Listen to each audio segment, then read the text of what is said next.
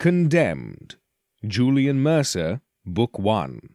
Written by G.K.Parks. Narrated by Danny Holt. Chapter 14. Hans ran both hands over his face and took a deep breath. "What do you want us to do with him now?" He glanced at the locked door. "We can't just bloody well keep him here indefinitely." "I know that," Mercer said, "but he has answers we need. It doesn't make a damn bit of difference who he is. Either someone hired him to keep tabs on Katya, or he's a stalker. Or the shooter." "Doesn't seem to me like he has the balls." "It could be an act. I'll give it another go. And then I need you to keep an eye on him. The last thing we need is for him to escape."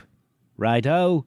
Shall I ring Bastian and see if he's come to any conclusions on this new wrinkle?" Mercer nodded, opened the door, and stepped inside. Welks had managed to tip over the chair and was sideways on the floor. He appeared to be in utter agony. He lifted his head off the ground and looked up at Mercer. "Let me go," Welks insisted, attempting to sound intimidating despite his submissive position. "Do you prefer licking dirt off the ground?" Mercer crouched down to the man's level and leaned back on his haunches. "Or would you like to be upright? There is no escape, and frankly, I don't care what position you're in, because it won't affect what I'm going to do to you." The man remained silent, so Mercer stood and kicked him once in the stomach. The man let out a gasp. Being tied to the chair meant there was no way to protect the softer parts of his body. "Don't jerk me around," Mercer warned. "Why are you tailing Katya Road?" "I was hired to keep tabs on her." "By whom?"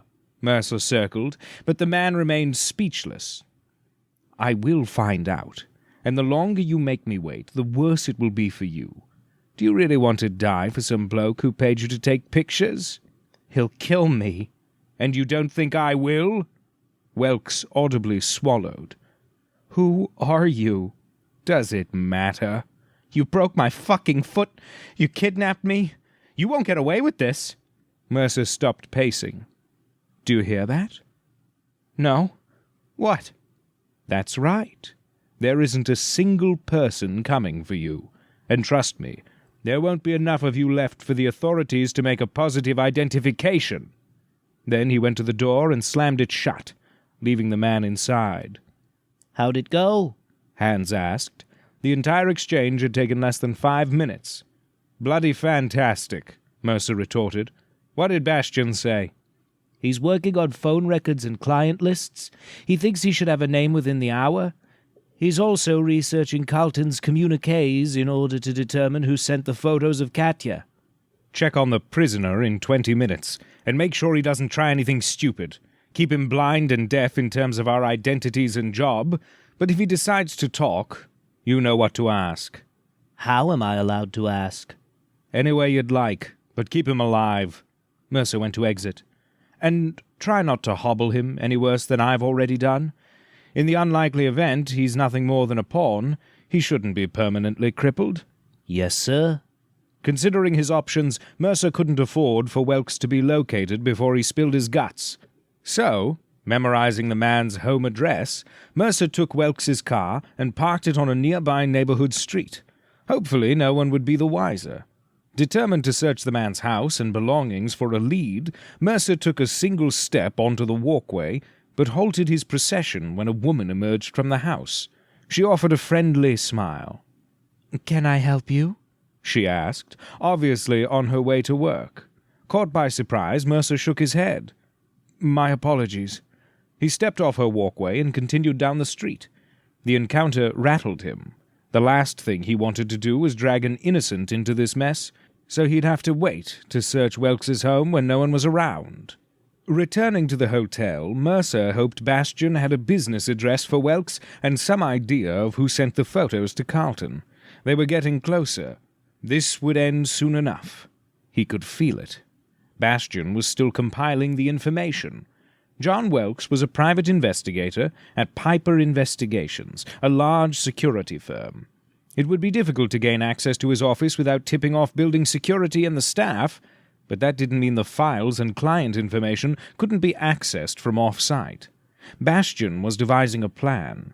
He also phoned Rollins and informed him of the implied threat to Katya that Carlton had received. The detective hoped to obtain a warrant to review her apartment's security footage for the last few months, so at least that was one less thing Bastian needed to worry about.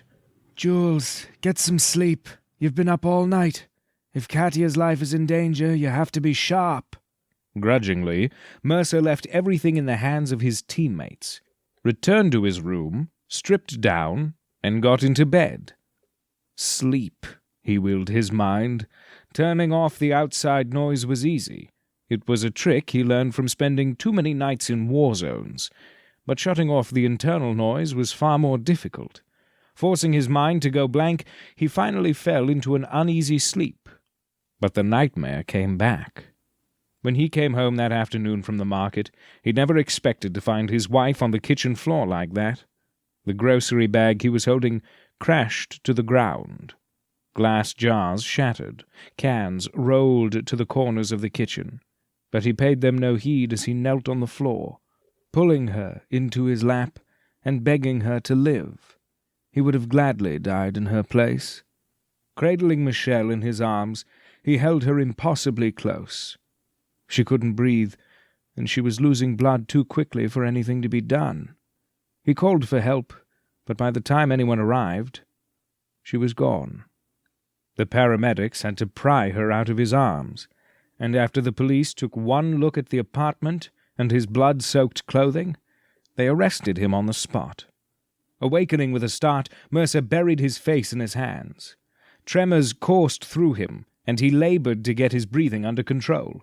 Despite his calloused exterior, his insides were shattered beyond recognition. The encounter with Welks was supposed to alleviate some of the inner turmoil through a justifiable channel for violence. But when he encountered the man's wife leaving her house, Mercer knew he couldn't put an innocent person through this type of anguish. Welks might not be innocent, but his wife certainly was. After spending another 20 minutes collecting himself, he showered and dressed. When he opened the bathroom door, he raised the cig, but quickly lowered it. Bastian was making himself comfortable in Julian's room. "I told you we're not in the business of getting our hands dirty," Bastian said, noticing Mercer's rattled visage. "It makes it worse. I know it does." We needed answers. "Did you get them?" Not yet. Mercer focused on the open laptop. What did you find? "Fair warning. You're not going to like it. Mr. Welks is on retainer at Rhodes' newspaper. What's even more disturbing is there's no record of anyone hiring him to surveil Katya. I took a trip to the security firm, spoke to a few people, borrowed a computer or two. But whatever Welks is doing isn't sanctioned. But that doesn't mean John Welks is the stalker or responsible for this. From what Gladys said, most of the investigators freelance on the side." Who's Gladys? "The receptionist." Bastian continued to speak, but Mercer tuned him out. Welks said someone hired him, and whoever that someone was would kill him if he talked. That didn't necessarily mean it was true, but normal people were more afraid of the devil standing in front of them instead of the one waiting in the wings. "What about private phone records?" Mercer interrupted. "I'm having trouble accessing them. Our mate at Interpol is working on it, but we don't have them yet, and our copper friend doesn't have enough evidence to get a court order for the records." All right. Mercer wondered if Katya would have any insights to share on these recent developments. Chapter 15. Mercer was tired of the norm. It was exhausting. This existence that he never wanted but was condemned to live was wearing him down. Katya Road was an heiress who had difficulty telling the truth. Her father was equally untrustworthy, and Benjamin Styler's activities and business practices were questionable. Why couldn't anything be black and white? The important things were, or so it seemed. This should be simple, truthful, and the culprit should already have been dealt with. There was no reason for the added complications, but everyone's questionable background and activities made straight answers impossible to obtain. After picking up Katya from work, Mercer took her to the hospital and asked questions about her apartment renovation, the reason for it, her routine with Ben, and how frequently they dined at that particular restaurant before enjoying dessert in the alleyway. She blushed, angry and humiliated, but for once she provided answers. Her responses mimicked what Carlton and the homeless man had told him the previous evening. Anyone who wanted to make a move against Katia or Ben would have had ample opportunity. Benjamin Styler wasn't any more adept at varying his routine. He worked from home, but had a standing lunch meeting with a few of his business buddies to talk stocks and trading tips. Nothing seemed particularly sinister about these meetings, but it forced Mercer to draw into question the reason why Styler would be indebted to some unsavory chaps.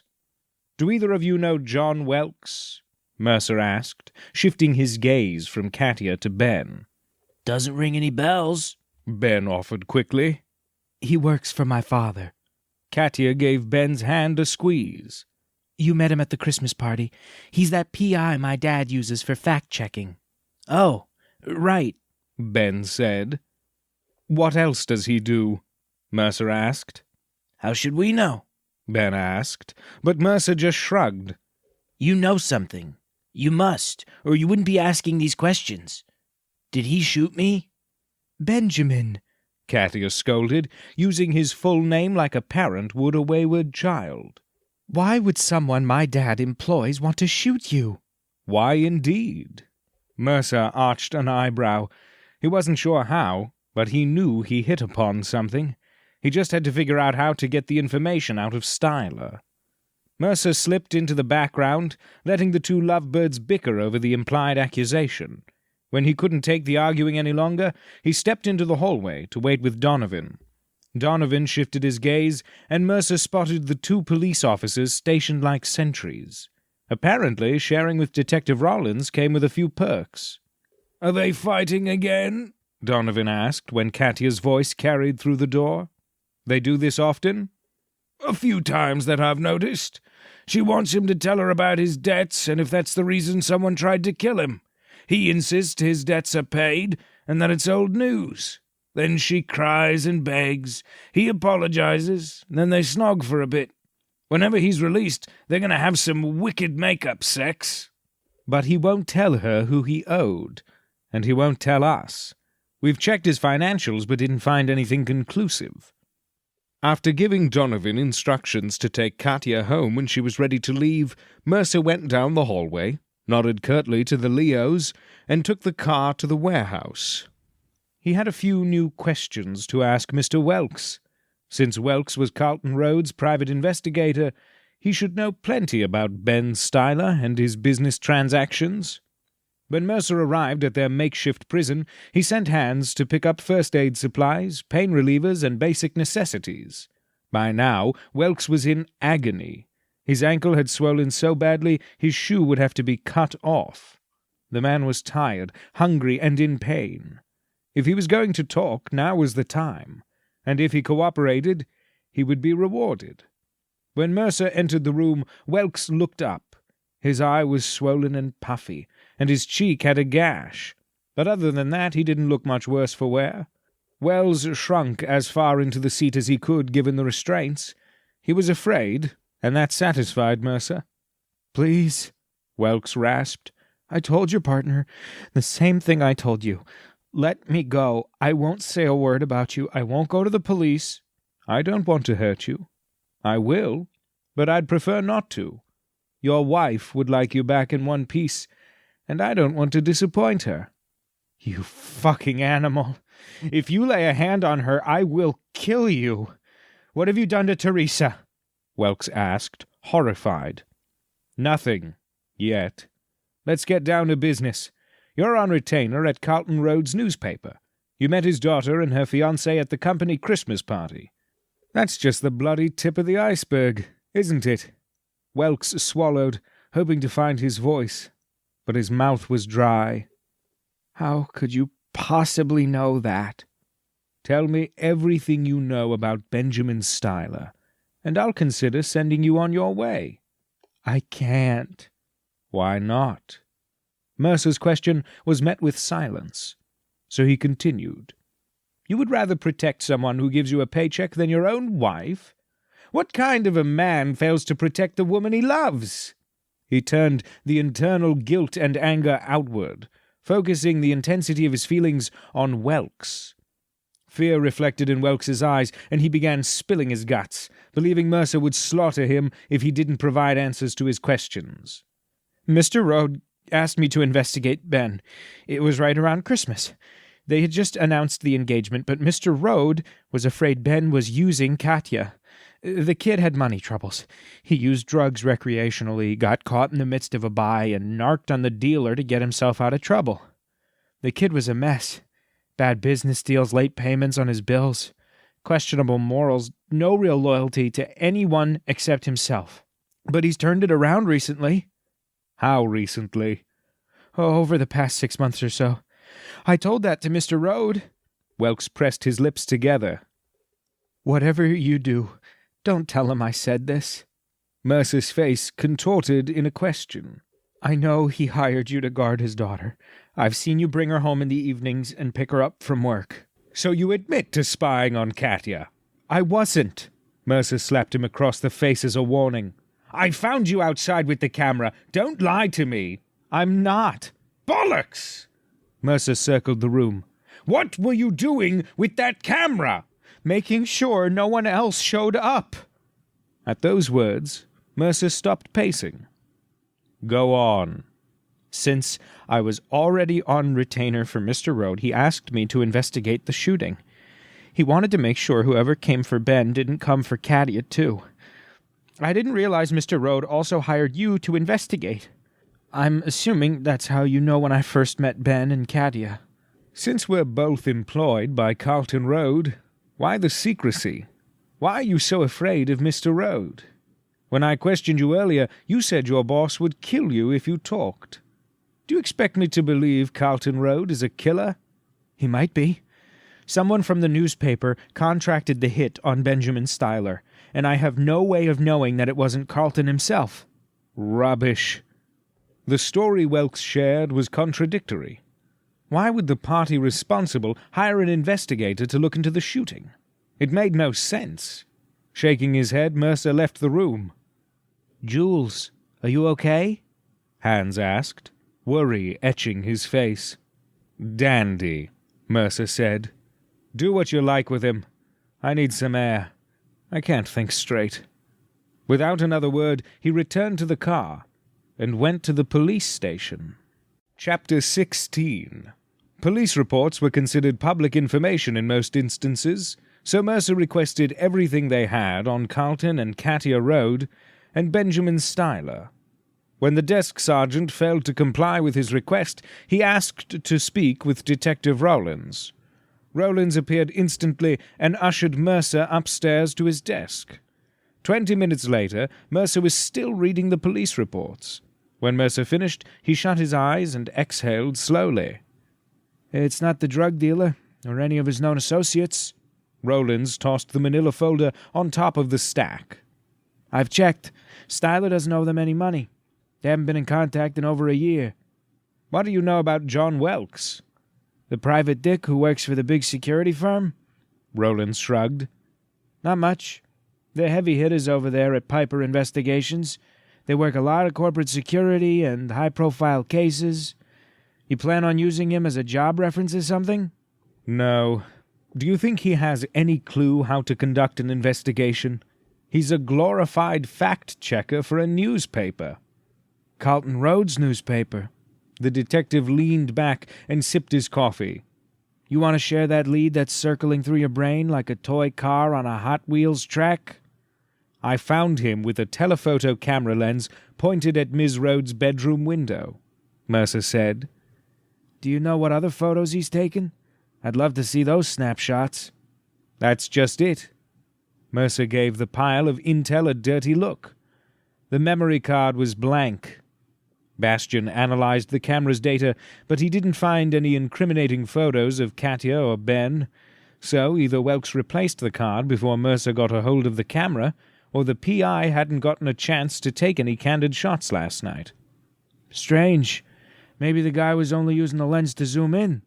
Perhaps he's a modern-day peeping Tom. Did you hear about that guy who photographed ladies' underwear using a telephoto lens? I swear, just when we start to get an edge over these sickos, technology jumps light years ahead, and they find other ways to be disgusting. Have you made any progress on the information Bastian shared with you? Mercer asked, diverting the conversation back to the matter at hand. Not yet. The system takes time. We have I's to dot and T's to cross, and just so you know, I like your friend better. Good. You can bother him next time you have pointless questions that need answering. But I do appreciate the intel. Mercer jerked his chin at the stack of files. Someone will be in touch. I'm counting on it. Back on the street, Mercer noted the pedestrians congregating near the bus and taxi stands. Something was eating away at him. Perhaps it was the situation getting the best of his imagination, but he had spent years honing his instincts. Continuing on a random path, he turned down another street, keeping his pace steady. Crossing the street, he monitored the reflections of the people behind him, but he didn't spot a tail. Seeing a sign for the L, he took the steps up to the elevated platform. He waited, leaning against a support pillar and appearing lost in his own thoughts. After 15 minutes, the train came. He entered the nearest door, walked through the car, and exited from a different door just as the warning chime sounded. No one else exited, and none of the people waiting on the platform were the same from before the train arrived. Reassured that no one was in pursuit, Mercer went down the steps and back to street level. He only made it a few feet when a car horn blared in the distance. Turning to see what the commotion was about, he barely had time to dive out of the way of a speeding black van. The van missed, knocking off the back bumper of another car before shooting back into traffic. Screams and expletives echoed through the air. This was no accident. The van pulled a tight U-turn and launched itself between two parked cars, knocking off both side mirrors. People jumped out of the way as it careened out of control and bounced like a pinball between the row of parked cars and numerous storefronts, while hurtling down the sidewalk directly toward Mercer. Mercer darted across the street, pulling his cig from its holster. As soon as the van found a break in the parked cars, it careened off the sidewalk and into the road. Another car T-boned it. More horns blared as the pile-up grew, but the van righted itself and kept going. The side door fell off as the van jerked through traffic and slammed into other motorists. The delay gave Mercer time to fire into the windshield, emptying his gun before ducking into an alcove to avoid any return fire. Sirens blared, and the driver of the van panicked and crashed into the back of a pickup truck. The van rammed the truck again, shoving it forward just enough to allow for an illegal turn and escape from the approaching police cars. After conducting a quick scan of the area for other threats, Mercer breathed a sigh of relief. He holstered his weapon and continued down the street like nothing happened. Everyone's focus was on the numerous accidents, not the man who opened fire in broad daylight. This was like any other city or any other situation. Acting naturally and uninterested ensured no one paid a bit of attention. And right now, Mercer couldn't afford any undue attention. Whoever was behind the wheel had been waiting for him. Only the telltale shaking in his hands provided any indication of the adrenaline coursing through his veins. Cautioning a glance across the way, Mercer realized 3 people had been injured. It was possible other pedestrians had been killed or maimed, but he couldn't tell from here. He didn't know if any of the people in the affected vehicles had been hurt, but he hoped not. Ambulances and fire trucks rolled in, adding to the growing chaos. Whoever did this wanted Mercer dead, and they would destroy any obstacles that got in the way. This needed to end, and it needed to end tonight. Shutting his eyes, Mercer recalled every detail. The van was black, an older model from the 1990s, with no license plate and tinted windows. It was missing a door and both side mirrors, and had a dozen of his bullets lodged inside of it. Finding his phone, he dialed Bastian. "Hack into the city's DOT grid. We need eyes on a black van." He gave Bastian his current location and told him to turn on the television.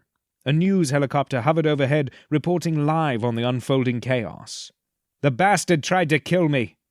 "Obviously he wasn't quite successful," Bastian remarked, the sound of the television filling the background. Are you okay? I will be once he's dead. Mercer's trek away from the scene led to less trafficked streets. He hailed a cab and went straight to the hospital. The police were guarding Styler in Donovan's absence, but whoever was responsible had big brass ones. Mercer didn't doubt the perpetrator would open fire in a hospital. However, the assailant's newly acquired target seemed to be Julian Mercer, and that added a whole new dynamic to this mess. Mercer returned to Styler's room and barged through the door. Ben offered an uncertain smile, confused by the brusqueness and reappearance of the ex-SAS bodyguard. "I'm sick and tired of playing games." Mercer shoved the chair beneath the doorknob to keep everyone else outside. "What the bloody hell is going on? Someone just tried to kill me. Don't you dare speak a word of bullshit. I'm not in the mood." "What?" "I'm assuming your attackers want me dead, just like how they'd prefer you to be. So talk. To whom do you owe money?" "No one. I paid off my debts. I came into some cash recently, and that was that." "Katia." Mercer stepped forward and watched Ben's Adam's apple bob. "Believes you still owe money to some unsavory chaps, and those people are responsible for the attack. Are you saying she's wrong?" Ben tapped the hospital call button repeatedly, fearing Mercer might strangle him. No, I mean, yes. She's wrong. I'm in the black. My name's not in anyone's ledger." His eyes grew wide as Mercer continued to approach. "Where'd you get the money?" Mercer heard hospital staff outside the door. I found an untapped revenue source." "Meaning?" Loud banging erupted from the other side of the door. The police would burst in any second. The chair wouldn't hold them off for long. "I can't," Ben muttered, and Mercer pressed his palm into the bandage on Ben's chest.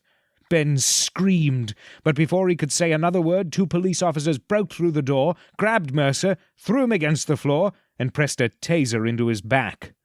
The electric current ripped through his body, subduing him and leaving him twitching on the ground. As the police hauled Mercer to his feet, Ben said, "Thanks for intervening, but that's not necessary. You don't have to arrest Mr. Mercer. This is just a big misunderstanding." But the police ignored his protests, tightening the handcuffs and reading Mercer his rights. Chapter 17. "I'm getting tired of seeing you in lockup," Rollins said, opening the door. The few other crooks inside the holding cell didn't even bother to glance up. "Weren't you supposed to be protecting the kid?" "I'm protecting the woman." Mercer walked haughtily past Rollins. "But frankly, I might be through with this bloody job."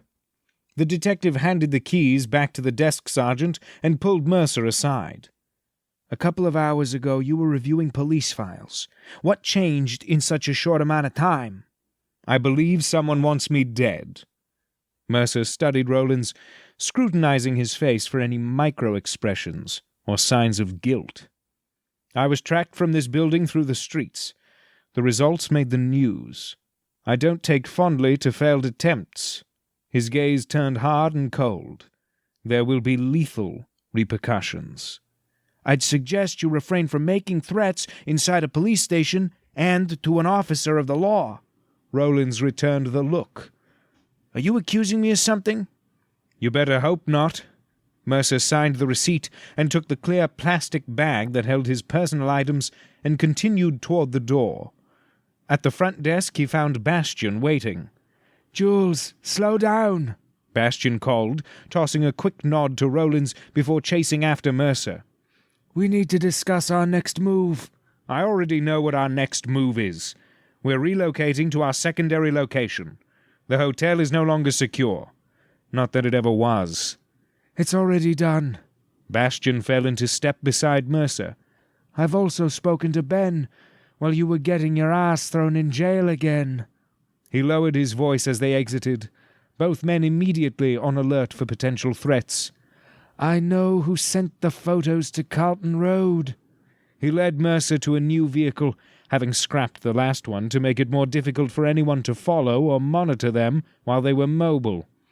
"It seems Ben got creative in paying off his debts." "How?" That bloke is one ballsy chap. He took the photos of Katya and sent them to her father. Does Rode know? Or Katya? I'm still working on that. Donovan's getting closer to narrowing down the list of local contractors. Not many of them have the skills to make that shot. A few who could were out of town when the shooting occurred, so the possibilities are dwindling. Once I'm able to identify the 2 men who accompanied the shooter, we will narrow down our potentials even further. What's being done about Welks? He's alone, but Hans assured me he's secure. Any idea what happened to the van driver from earlier?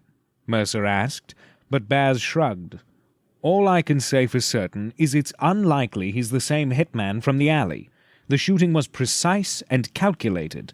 Today's attempt was messy and opportunistic. Maybe the kamikaze driver was one of the shooter's 2 associates. Could be, unless it was someone else entirely, Bastian said. After all, you do have trouble making friends. They rode in silence until the oppressiveness became unbearable. Do you think Carlton suspects his future son-in-law of extortion? Do you think he knows Ben sent the photos of Katya? If what Welks said is true, Rode might know precisely who Benjamin Styler is and what he's done. Or Carlton could still be in the dark. Carlton Road doesn't strike me as clueless. There was more to the story, but they needed to regroup and strategize before acting brashly, especially now that there might be a bounty on their heads. Inside the pre-furnished flat the former SAS were using as their new headquarters, Mercer stood alone, analyzing the maps and intel that covered the walls like mismatched wallpaper. Having spent so much time guarding Katya and getting jerked around by the powers that be, he somehow missed just how much time and effort his men had put into this assignment. It was easy to forget everyone else's role, but he appreciated their dedication, even if he would never tell them that in so many words. Donovan's list of capable contract killers had dwindled to less than a handful. Bastian analyzed each potential hitman's financial records and called in favors from every government agency, from both sides of the pond, to figure it out. After the attempt on Mercer's life and his recent arrest, none of the former SAS were guarding the Rhodes apartment. Carlton's personal security could do a fine job on their own. Was there anything specific you wanted me to get out of Welks? Bastian asked, crunching on some potato chips. Answers. Mercer didn't bother to turn around. He was benched for the evening by Bastian's request. Since someone wanted him dead, he couldn't risk leading that party to Welks or one of the other intended targets. Bloody fantastic, Bastian replied sarcastically. I would never have been able to figure that out on my own. Instead of waiting for Mercer's cheeky response, Bastian left to conduct another interview with John Welks. Now that they knew the source of the blackmail photos, Welks's position working for Carlton Road contained a brand-new dynamic, and one the team could exploit. Mercer took a breath and returned to the living room. Easing onto the recliner, he unclipped the holster from his belt and put it on the coffee table. Closing his eyes, he listened to the sound of his own breathing and focused on his heartbeat. When the tension abated, he opened his eyes and went into the kitchen for sustenance. He'd been letting his rage dictate his actions. He shouldn't have resorted to physical violence so quickly. Baz was right. He needed a night off. The team didn't want Mercer to become a liability, and with a killer on his heels, he'd be even more likely to lash out if he didn't find a proper outlet to expel his inner turmoil. As he removed the wrapper from a frozen dinner and popped it in the microwave, his mind cleared. It had been a long time since he was able to focus without the fog of grief and rage clouding his every thought and impulse. In the quiet safety of the empty flat, he relaxed, his instincts and thoughts sharper than they had been. After removing the cardboard tray from the microwave, he set to work, compiling a list of facts from the intelligence they had gathered. This mission wasn't that different from their military assignments, nor was it dissimilar from the kidnappings they worked for the last 2 years. It was rather simple once he got down to the bones of the matter. It was about locations, timing, determining who had the motive and opportunity, and foremost, figuring out what goal would be achieved by eliminating the mark. Once he answered those questions, the list of potentials would dwindle, and the remaining names would be dealt with accordingly. Mercer could handle this. His team could handle this. When he finished analyzing the information, a single wayward thought crossed his mind. Why couldn't they use the same method to identify and locate Michelle's killer? Tabling that thought for later consideration, Mercer reviewed the names on the list. Someone with deep pockets paid for the hit, and only one name came to mind. But would Carlton Road destroy his daughter's happiness and risk her wrath by hiring professionals to murder her fiancé? Shouldn't a father love his daughter and want nothing but her happiness? Why would Road hire a team to investigate and provide protection if he was responsible for ordering the hit? Mercer picked through Road's financials, noting quite a few cash transfers out of Carlton's personal account. Once the money was liquid, it was difficult to trace. The phone records didn't indicate Carlton Road had made contact with any of the wetwork experts Donovan had found. But Road could have used other means to communicate with the hitmen. Mercer wouldn't know for certain until the shooter was identified. Then the contract killer would lead the team back to his client. Mercer wouldn't give him any other choice. The only catch was that they had to capture him without killing him. That could be tricky, especially when dealing with a professional. Luckily, Mercer's team was their own brand of quasi-mercenary. The skills they possessed should be enough. They had to be. Speaking to Welks could only aid their investigation, as would whatever leads Detective Rollins might discover when checking out building surveillance. But the incident on the street had left a bad taste in Mercer's mouth. Someone tracked him from the police station. Someone knew he was there, followed him when he left, waited, watched, and attempted to strike. Even though the attempt on his life failed, Mercer wasn't certain the pain-in-the-ass detective wasn't to blame. Cops were dirty, especially in this city, and he didn't trust Rollins, despite Bastion's insistence. Tapping his fingers on the table, Mercer ran through his encounters with the detective. Rollins said Road had friends in the police department. The questionable police lieutenant could have been responsible for the botched attempt at vehicular homicide, or it may have been another officer of the law. Did Carlton Road hire a hit squad to take out Mercer before he could uncover the truth? That made no sense. Then again, Carlton's behavior made little sense if John Welks was to be taken at his word. Trust no one. It was the safest course of action, and the only logical one when fact continued to meet fiction. Bollocks, Mercer grunted, pushing away from the table. He was missing something, and John Welks was the only person who could provide insight and answers. It was up to Bastion to convince their hostage to open up. It was the only way, and Mercer knew if anyone on his team could appear non-threatening and apologetic, it was Baz. Chapter 18. "How did it go?" Mercer asked, barely opening one eye. He had fallen asleep in the chair a few hours earlier, and his convoluted dreams had led to one theory he couldn't shake.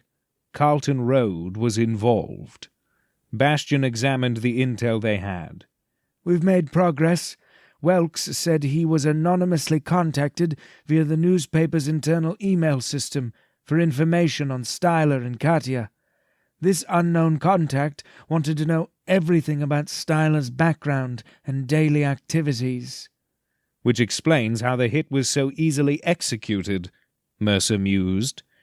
Does Welks have any idea who contacted him? The PI offered up a few possibilities, mostly former newspaper employees, but nothing conclusive has surfaced. Do you think he's on to something? The person responsible accessed the internal email system at the paper, so it must be a current employee. Baz scribbled a note and tacked it to the wall. "Welks seems like a decent fellow who made a mistake. I'm easing him into trusting me. Once he does, I'm sure he'll be more forthcoming and provide us with additional intel. In the meantime, I'll see if our anonymous emailer left a digital footprint. Haven't you already poked around the newspaper's server? That doesn't mean I can't look again. Bastian sat down on the couch. I told Welks we'd cut him loose as soon as we can. I brought him some ice and a wrap for his ankle and let him speak to his wife in a show of good faith. You what? Mercer sat up straight, fully awake. We were knocking on 24 hours. In another day she would have reported him missing, and the police would have been breathing down our necks. He could have tipped her off. They could trace the call. You are paranoid. Bastian's gaze turned hard and impenetrable. There was no need for further violence. He's cooperating. He probably would have cooperated without being abducted and threatened. But I understand why you acted the way you did, since he was outside the apartment with a camera. Just so you know, he said he was there to ensure Katya and Carlton were safe. Mercer rolled his shoulders to work the tension out of them. He was far from cooperative when I asked him questions. Perhaps you should take over all the interrogations, since you're so bloody friendly. Let me guess, you believe whoever planned to kill me this afternoon was seeking revenge due to my less than personable attitude. No. Bastian drummed his fingers subconsciously. But in the last 12 hours a lot has changed.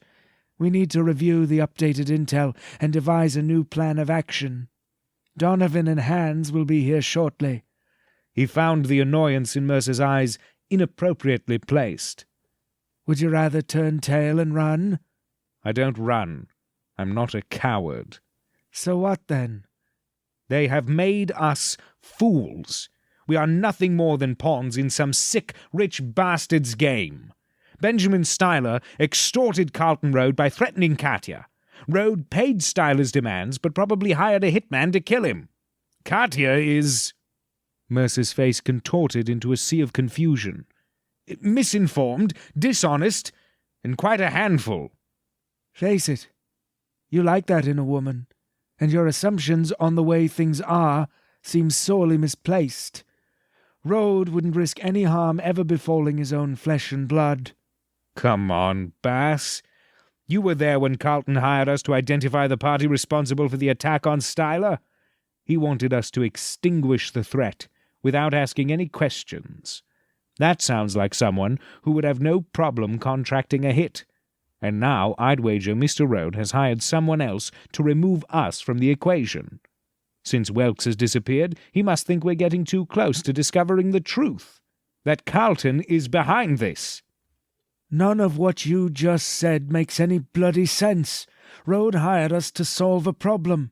He wouldn't have done that if he was the problem. Shall we go knock on his door and ask? Road wanted wet work.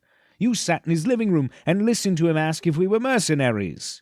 Let's say your cockamamie theory is true. Would you have said yes? Bastian raised a challenging eyebrow. Regardless of how unemotional and heartless you want to act, I know you, Commander. You would have refused his request. The last thing you'd ever do is kill an innocent. Styler's not an innocent. He's a blackmailer. Bullshit. The kid basically borrowed family money to get back in the black. He never directly threatened Katya, and from what I've seen and heard, he would never hurt her. He's crazy about her, and also a bit crazy. But he isn't a bad guy. Definitely stupid, but not evil. You wouldn't have hurt him. You're a fool for holding my morality in such high regard. You're forced to act like my conscience 99% of the time. What would make you think I would deem Benjamin Styler innocent and beyond the vengeance I could exact? It's rather simple. If you wanted to kill Styler, you would have done it earlier today in his hospital room, Bastian said. You pretend to live on the edge, but you don't. There are 100 more painful and effective things you could have done to gain Styler's compliance. But you didn't. Instead, you gave him a little jab in the bandage and maybe tore a stitch or two. Big deal. You didn't do any permanent damage to Welks either. And even after reaching some pretty insane conclusions concerning Carlton Road's role in this, you have yet to bang down his door, shove your cig in his face, and pull the bloody trigger. So don't play this game with me, Jules, because I know you." Bastian let out a resounding, exasperated breath and stormed into the kitchen, searching for something. "I need a cigarette." Instead, he found a bag of pretzel sticks and a bottle of Irish whiskey. "I promised Katya I would kill the person responsible for hurting Ben," Mercer admitted once Bastian downed the drink. "At the time, I didn't realize that person could be her father." "You thought you needed this as much as she did.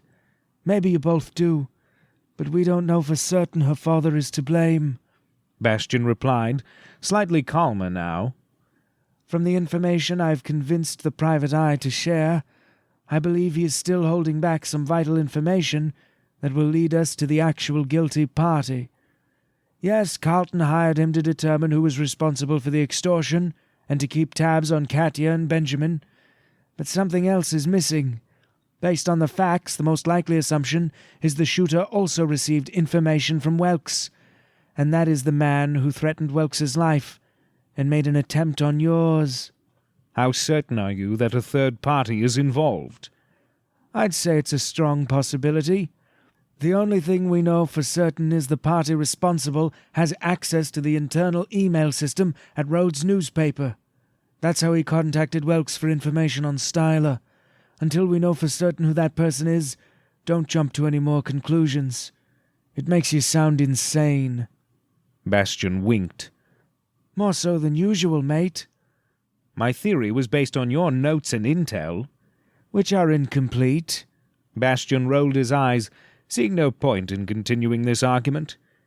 He knew Mercer was impatient and had a tendency to run into situations half-cocked when he thought time was of the essence. "Donovan is setting up a few meetings with our possible hitmen. Once we determine who took the shot, we'll find out who wanted the trigger pulled. It should clear this up efficiently and with minimal fallout. Are you able to hold it together long enough to talk to these contractors in a public setting, or will that be a problem?" "I can handle it." "Even if one of them turns out to be the shooter, or the kamikaze van driver?" "Our mission is intelligence gathering. I might not like it, but the contract killer has to lead us to the puppet master. But once we know for certain—" Mercer's voice trailed off. "I know. With any luck, that detective friend of yours will provide a clean-up crew." Bastian headed for the bedroom. "Like I said, stop pretending to toe the line, because it's clear you aren't." And then he shut the door. Chapter 19. It was late, but the pounding in Mercer's skull wouldn't let him sleep. Tension headaches were never fun, and he had numerous reasons to be tense. As soon as Donovan returned with the list of potential shooters, additional meetings could be arranged with the most likely candidates, and if the shooter wasn't willing to divulge his client list, Mercer would force the point. He snorted. Maybe Baz was right, and he didn't have to resort to violence. But they were running out of time. Someone tried to murder Mercer in the middle of one of the busiest streets in Chicago. That meant they were getting close, and someone was growing tired of the game. Without making a conscious effort, Mercer left the flat and found himself outside Rhodes' apartment. He studied the building's security. Several surveillance cameras were posted on the building and in surrounding areas. The doorman served as a basic deterrent, as did the armed rent-a-cops in the lobby. That didn't include the man inside the elevator or the personal bodyguards inside the penthouse apartment. That was a whole lot of security for a single threatening letter sent by someone who had no intention of causing any harm. Perhaps Rhodes had other enemies. Surely someone must have posed a danger at some point for this level of protection. Pulling away from the curb, Mercer drove back to the hotel they checked out of earlier in the day. Despite some reticence, he left the car with the valet and strolled down the street. There was nothing else to gain from the crime scene. He knew where the shooter had been, and how he knew to wait for Katya and Ben. Too bad the man didn't leave his name and number at the mouth of the alley. The same homeless man was in his usual spot. Mercer removed a 20 from his pocket. The man smiled a filthy grin, eyeing the money. He held out his coffee can for Mercer to drop the cash inside, but Mercer shook his head. "I'm sorry your entertainment hasn't been around lately," Mercer said, nodding across the street. "I can find something else to keep my interest," the man replied, rattling the can. "How's about you help a guy out?" "I need some information first." Mercer studied the man, relieved his pants were fastened and secured around his waist. "Does a delivery truck usually park over there?" Mercer pointed, indicating the place where a truck was currently parked. 5 nights a week. I've had to move before to get a better view of the show. It's a real pain in my ass. It's not like my house is on wheels, you know." "Do you remember anyone else watching the show? Maybe you recall someone following the couple to the alley?" The man thought about it, squinting through the darkness as he recollected. "I didn't see nothing." He shook the can vehemently, and Mercer grabbed it out of his hand. "Hey, that's mine. You can't take my stuff." "I don't believe you." Mercer pulled the can away before the man could grab it. The homeless man clawed ineffectually at the air, wiggling his fingers in the direction of the coffee can. "Fine. There might have been a guy hanging around for the last couple of weeks. His eyes were ice cold, and he freaked me out. He would watch from over there." He pointed to a nearby lamp-post. "But he didn't seem that interested." The homeless man lunged for the can again, but Mercer stepped back. "Give me back my money!" Mercer spotted a bullet casing among the rusty coins and other trinkets. Removing it, despite the loud protest, he dropped the 20 inside and shoved the can back at the man. "Thanks for the help." "Fuck off, thief." Mercer returned to the hotel. The police already identified the caliber and weapon, but for some reason this insignificant metal object seemed to hold importance. Something was odd about it, but Mercer couldn't quite put his finger on it. Handing the parking slip to the valet, he waited for his car to be brought around and climbed into the driver's seat. He pulled onto the main thoroughfare and immediately realized something was off. "Do not turn around. Just drive," a deep, raspy voice commanded from the back seat before reaching around and removing the cig from Mercer's hip. "This doesn't have to be unpleasant, like your encounter this afternoon. I just wanted the chance to talk to you in private." "Did you bribe the valet?" Mercer asked, running through a risk assessment and his options. "He didn't notice me.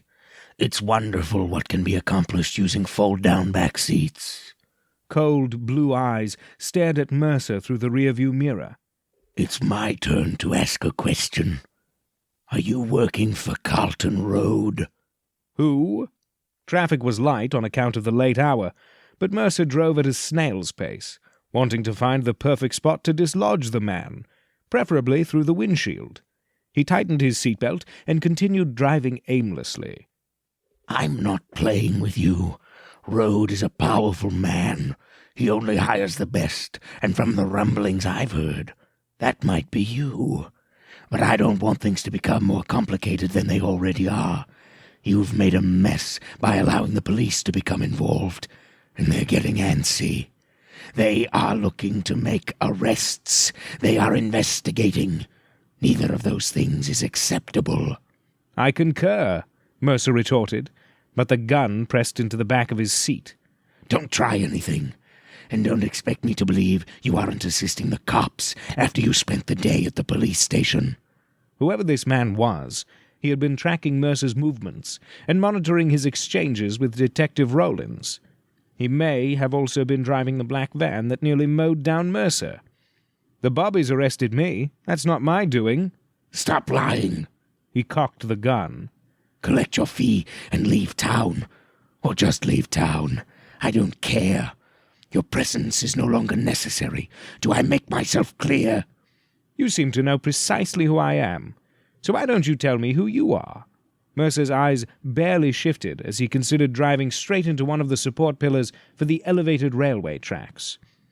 "I'm someone who has a job to do. A job not unlike yours, Julian Mercer." "You were hired to execute the hit on Benjamin Styler." Mercer's eyes darted to the mirror, hoping to discover some identifying feature not obscured by the ski mask, but only the killer's eyes were visible. "Are you sure the same man didn't hire me to complete the job you couldn't?" It was a lie, but only Bastion could read Mercer well enough to determine things like that. The man in the back seat snorted, but otherwise remained silent. He wasn't gullible enough to believe Julian had been contracted to complete the failed hit on Styler. "In that case, I assume you realize that puts us at odds with one another." Mercer shifted, turning just enough so if the man fired, the bullet would be less likely to rip through any vital organs. "If you tell me who hired you, I'll spare your life." The contract killer laughed. "In case you haven't noticed, I'm the one holding you at gunpoint, so I'll take my chances." The man's gaze darted to Mercer and then back to the road, scanning for signs of danger or a trap. It was clear he suspected Mercer would try something. Mercer produced a mirthless smile. "Suit yourself, but since you tried to kill Styler, I'm supposed to kill you. And who's to say someone else wasn't hired to eliminate me?" "That might be." The man shrugged, not taking the bait and confessing to being the van driver, or knowing who was. "What exactly do you plan to do? I have no issue with you. As long as you stay out of my way and leave town, there's no reason for us to face off." A friendly word of advice. Don't make another move against Styler, or I'll be forced to act. The man blinked, a slight grin tugging at the corners of his eyes. "It's a pity you refuse to take my warning seriously. I hoped this would be a civil encounter." Before the man could fire, Mercer accelerated. The increased speed knocked the gunman backward into the seat cushions, buying Mercer a few precious seconds. He forced his taut muscles to relax as he drove straight into the center column. The crash reverberated in the small space. The airbag deployed, slamming into Mercer and knocking the wind from his lungs. The plastic burned against his skin. Talc irritated his eyes. The windshield shattered into glass pebbles, and the dashboard dropped out, exposing wires and jagged pieces of metal and plastic. The rear tires left the ground momentarily, before crashing back onto the pavement with a jarring thud. Squeezing his eyes shut a few times to clear his vision, Mercer shook his head, released the seatbelt, and turned to see the man crumpled in a heap between the armrest and the passenger's seat. Pain radiated up Mercer's left side and across his collarbone as he struggled to open the door. Once he was free, he searched the back seat for his cig. He could end this now. The unidentified man was semi-conscious in the front seat. Unfortunately, the crash didn't kill him, but a bullet in the back of the head surely would. The only hitch in that plan was Mercer still didn't know who wanted Styler dead, and eliminating one contract killer would do nothing more than buy some time while a second hit was ordered. The ex-SAS needed answers and a name, not a dead man who could tell no tales. Clawing through the fragments of the shattered windshield, Mercer located his weapon underneath one of the seats and pulled it free. He aimed, but the man remained motionless, sprawled between the front and back seats of the car. In his current state he didn't pose a danger, but he would in the future. As Mercer fought with his conscience, deciding what to do with the disabled vehicle and the semi-conscious man, flashing lights approached from the distance. Mercer decided to let the cops handle the situation. "Good luck." Mercer slammed the door and disappeared into the night. If everything worked out like it should, the man would be arrested, and the police would convince him to give up his employer. This might all be over by morning. Mercer headed for the closest subway platform.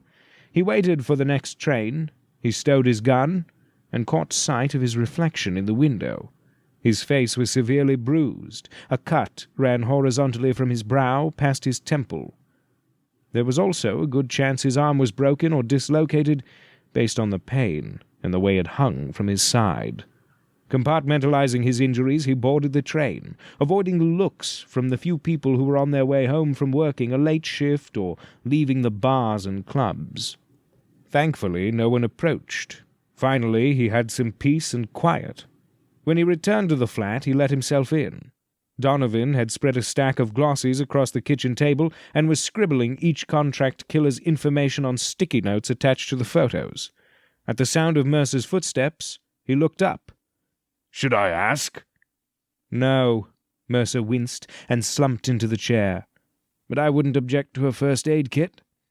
While Donovan retrieved the supplies, Mercer examined the photos, narrowing down the list based on the few features his unwelcome passenger exhibited. 3 possibilities remained on the table. After Donovan returned, Mercer slipped out of his shirt and assessed his arm. "It looks to be dislocated," Donovan said. "Shall I?" Mercer nodded and bit back a scream when Donovan pulled and twisted, popping the shoulder joint back into place. At least it was better than a break. "How did it happen?" "I thought you weren't asking." Mercer tapped the photo nearest to him. "Tell me about this one." He got up to wash his face and hands in the sink before applying the antiseptic and bandages.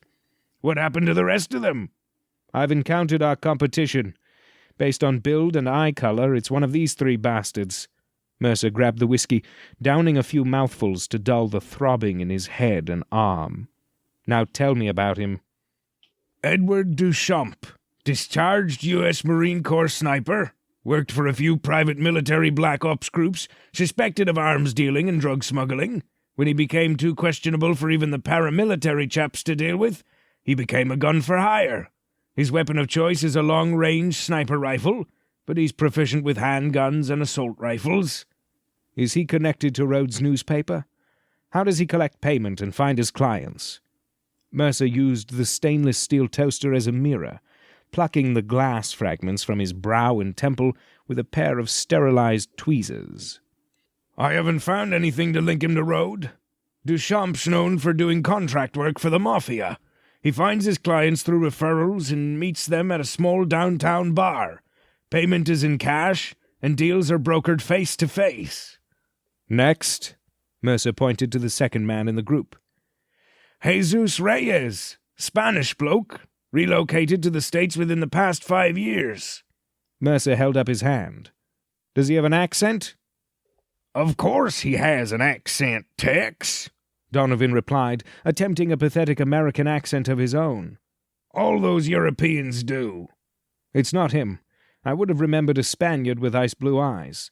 The shooter has an American accent." He dropped a few glass shards on top of the discarded candidate's photo. "Who's left?" "Isaac Arman. Classified background. Bastion's still digging up clues to piece together his past." "How does he get hired?" "Asking around in the right neighborhood results in a phone number. Place a call, arrange a wire transfer, no questions asked." Donovan studied Julian. "From what I can tell, he has an office in the back room of some dive. He's also the only man who refused to take a meeting with me. Shall I inquire further?" "No." Mercer removed the final piece of glass from his cheek and put the bloodied tweezers down. "It's him." "How can you be sure?" "Call it a hunch, but the man in the back of my car wasn't regular military. He was a spook. That eliminates Duchamp." Mercer flicked the edge of Arman's photo. "And he has a classified background." He met Donovan's gaze. "Phone the police station and find out what you can about the accident involving our vehicle that took place about an hour ago. Find out if anyone was arrested or brought to the hospital." Rummaging through his pocket, Mercer removed the bullet casing and put it on the table. "I'm guessing that belongs to Arman. He might have taken a few practice shots before he fired on Styler." "Silver. Dented." Donovan lifted it, twirling it between his fingers and studying the etchings and markings. "Looks like he made it himself, based on the impression from a vice grip. He probably manufactures his own ammunition to keep it off the radar." At Donovan's words, Mercer smiled, realizing that was the oddity he couldn't place, and continued toward the door, grabbing a set of keys from one of the other vehicles. "Where are you going?" Donovan asked. "To protect Styler. If Arman's out of the picture, someone else will make a move, especially since 3 men were following the couple the night of the shooting." Mercer chuckled. "The game is afoot." "Oh, bloody hell." Bastion emerged from the hallway. "As if James Bond wasn't bad enough. Now you think you're Sherlock Holmes." Chapter 20. Mercer was sitting in the chair next to Benjamin Styler's bed when morning came. Styler opened his eyes, squinting against the bright glare from the sunlight, and let out a surprised gasp. Mercer nodded but remained silent. He had been dozing for the last few hours, not quite asleep, but not fully awake either. "What happened to you?" Styler asked, wary of Mercer. "Did the police do that? I've read tons of stories on brutality, but I've never witnessed it firsthand until yesterday." The man who plans to kill you did this. "What happened to him? Do you know who he is? Where he went? What he wants? Have you notified the authorities? Is that why you're here? Why did they let you in my room? You attacked me!" Silence! Mercer's arm throbbed. The last thing he wanted to deal with was some panicked rich kid. Or faux rich kid, whatever Styler was. "It is being resolved. I will keep you safe. A second attempt on your life will also fail." "Second attempt?" Styler paled. "Why can't you stop this before there is a second attempt?" He launched into more rapid-fire questions, and Mercer clapped a hand over Styler's mouth. Silence! He searched Styler's eyes for acquiescence, and saw fear. The kid was scared. Too bad he wasn't more afraid of the man trying to kill him, and less afraid of Mercer. "Remain quiet and only speak when I ask a question. Do you understand?" Styler nodded, and Mercer removed his hand. "Did you send the photos of Katya to her father?" "Yes." Styler looked ready to launch into some excuse, but clamped his mouth shut. "Carlton knows. He does not enjoy being threatened. He hired a private investigator to get to the bottom of it, and someone is using the information gained by said investigator to tail your movements and eliminate you. Do you think Carlton Road is capable of such action?" Mercer didn't know who hired Armin, and despite the unlikelihood, it never hurt to ask. "No, Mr. Road wouldn't do something like that. Yes, I sent the photos, but I needed the cash to pay off my investors. Kat wanted to give me the money, but I didn't want her to think I was a mooch." "So you stole from her father instead?" "No, He looked away. It's not that simple." "Does Katya know?" "No." "You should tell her." Mercer eased back into the chair. "You should also ring for the nurse and ask for something to relieve your headache." "I don't have a headache." "You're giving me one." Talking to Styler proved to be too much effort and far too frustrating for Mercer to handle at present, so he remained in the chair, letting the acetaminophen he confiscated dull the achiness. He would have preferred a fifth of scotch, but he was working and needed to be alert. Donovan had yet to phone with the information on the accident, so Mercer contemplated calling Rowlands directly. However, if whoever hired Armin had clout with the local authorities, Mercer didn't want to tip them off on his progress. Frankly, after the attempt on his life yesterday afternoon, he suspected members of the police department might be working with Armin and his crew, and he didn't want to take any additional risks with Ben's safety or his own. "What a mess," Mercer mumbled, cautioning a glance at Styler, who was playing a game on a tablet. Luckily, the other man was too busy smashing candy or launching birds at things to notice anything was wrong. Mercer shut his eyes, hoping to sneak in a few moments of sleep. "How dare you!" Katya's voice rang out as she threw open the hospital door. "Babe!" Styler began, but her anger was focused on Mercer. "You could have done serious damage yesterday, and then you have the nerve to show up here today and sit in that chair like nothing happened. What is the matter with you?" Mercer gave her a bored look, spotting Bastian behind her. Bastian shut the door and leaned against it, hoping her outburst didn't attract the attention of the hospital's security personnel. She paced, steam billowing out of her ears. The longer Mercer remained silent, the angrier she became. "Jules," Bastian said, drawing the attention of everyone inside the room. "I believe it's time we discuss our findings with the aggrieved." "Very well." Mercer tossed a quick look to Styler, but he didn't say a word. "Ms. Rode, your fiancé sent threatening photographs to your father, who in turn hired an investigator to get to the root of the problem. Said investigator is currently in fear of his life, and as of yet we have not identified who else has hired him to investigate Mr. Styler. While unlikely, we have not ruled out the possibility the shooting was orchestrated by your father, so please, prepare yourself accordingly." "What?" She slumped onto the edge of the bed. But Why? She turned to face Styler, and Mercer crossed the room to take up a spot next to Bastion. He's lying, right? Ben, say he's lying. Honey, I'm sorry. I didn't threaten you, not really. I sent your dad a photo of you when you were asleep. That was it. She remained motionless. I needed the money. I would have given it to you. I offered, remember? You're such a jackass. Styler reached for her, but she batted his hand away. Don't touch me. But, sweetheart, I didn't want us to start our lives together with something like money hanging over our heads. Oh, so you thought it'd be better to blackmail my father? She slapped him across the face. Screw you, Ben. She spun, prepared to flee, only to find Bastion and Mercer blocking her path. Get out of my way. No. Mercer studied her. I'm not finished yet. Do you know Isaac Arman? No. Now move. Someone hired him to kill Ben. Apparently, since my mates and I were getting a bit too close, Arman was instructed to remove us from the situation as well. So now that my head is also on the chopping block, we need to discuss what shall be done to remedy this situation. Get out of my way. I don't care what happens to you or Ben, Katya hissed. You don't mean that, Bastion interjected, before Styler or Mercer could say something that would piss the poor woman off more than she already was. You love him. He jerked his chin at Styler. Even if he made a mistake, and I'm sure you love your father too. This seems like a family situation that has gotten out of control. Wouldn't you agree, love?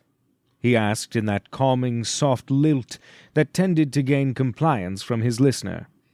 She let out a harsh breath. What do you propose we do?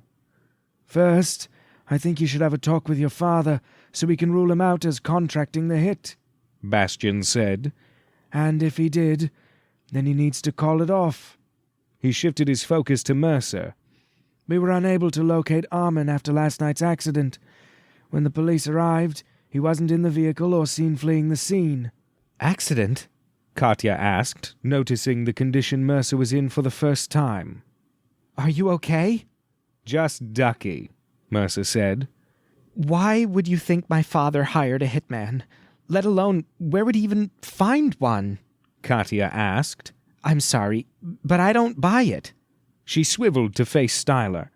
How could you send photos to my father? I'm surprised you didn't tape us having sex and sell it on the internet while you were at it.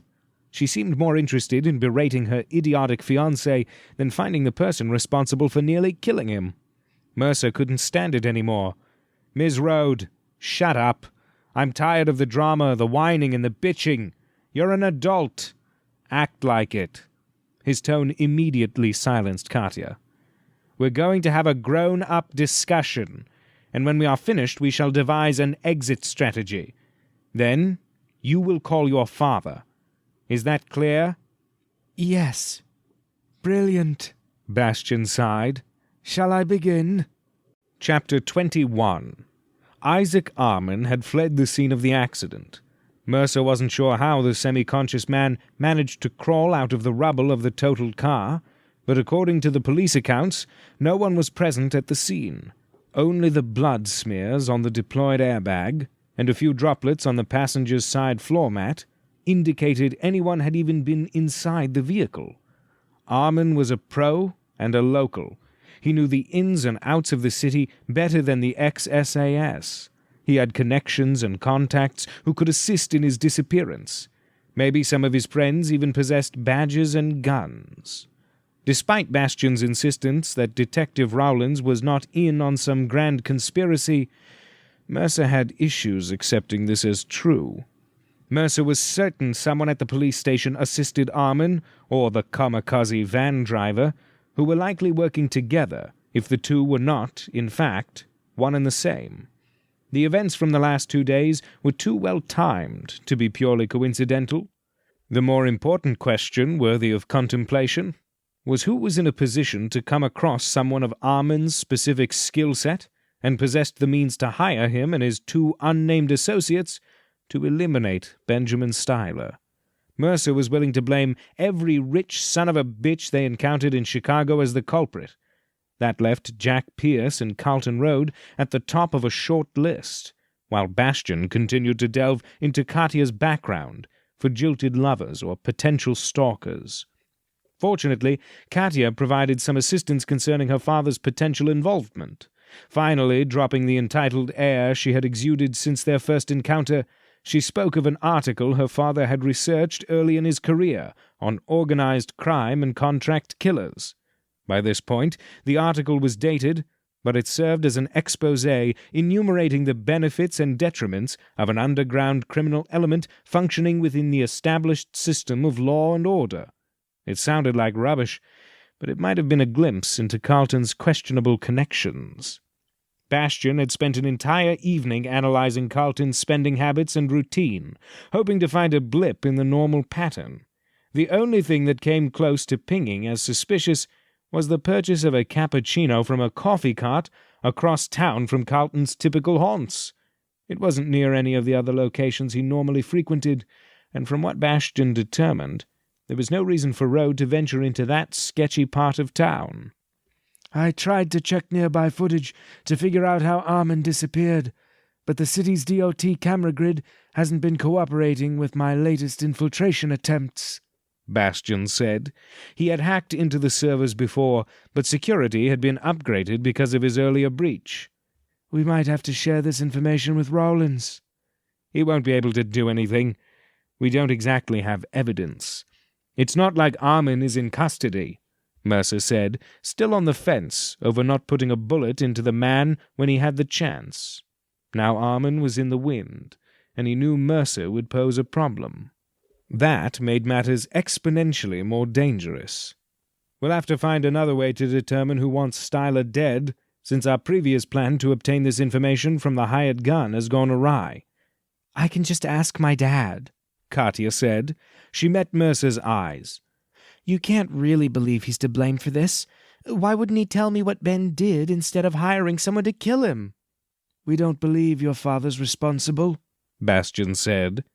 The issue isn't necessarily with your father. It's determining who else would have known he hired a private investigator to look into the matter. Do you have any idea who might have been aware of this? Maybe his friends at the paper, Katya suggested. Dad tends to delegate a lot of the workload. I'm sure his assistants must have scheduled meetings or made phone calls on his behalf. They might have even taken a message or cut a check for Mr. Welks's invoice. It's still the paper, Mercer mumbled, recalling Welks's insistence that the anonymous email had been sent internally. I don't understand what's going on. What does Ben's asinine behavior have to do with what happened the other night in the alley? Katya asked. Based on everything we know, it stands to reason that whoever wants Mr. Styler dead is well off and powerful, and giving the planning and trajectory necessary to make that shot, we are also working under the assumption the party responsible stipulated your safety must never be jeopardized.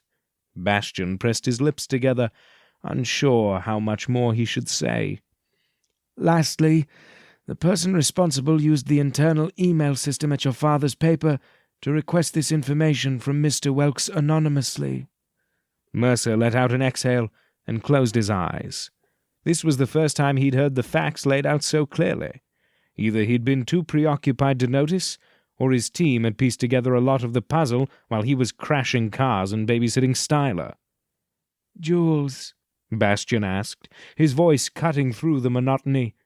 Are you all right? That was the real question, wasn't it? Mercer opened his eyes and stared at his friend. Truthfully, he wasn't, and he hadn't been for a long time. Somehow working kidnappings didn't take this toll.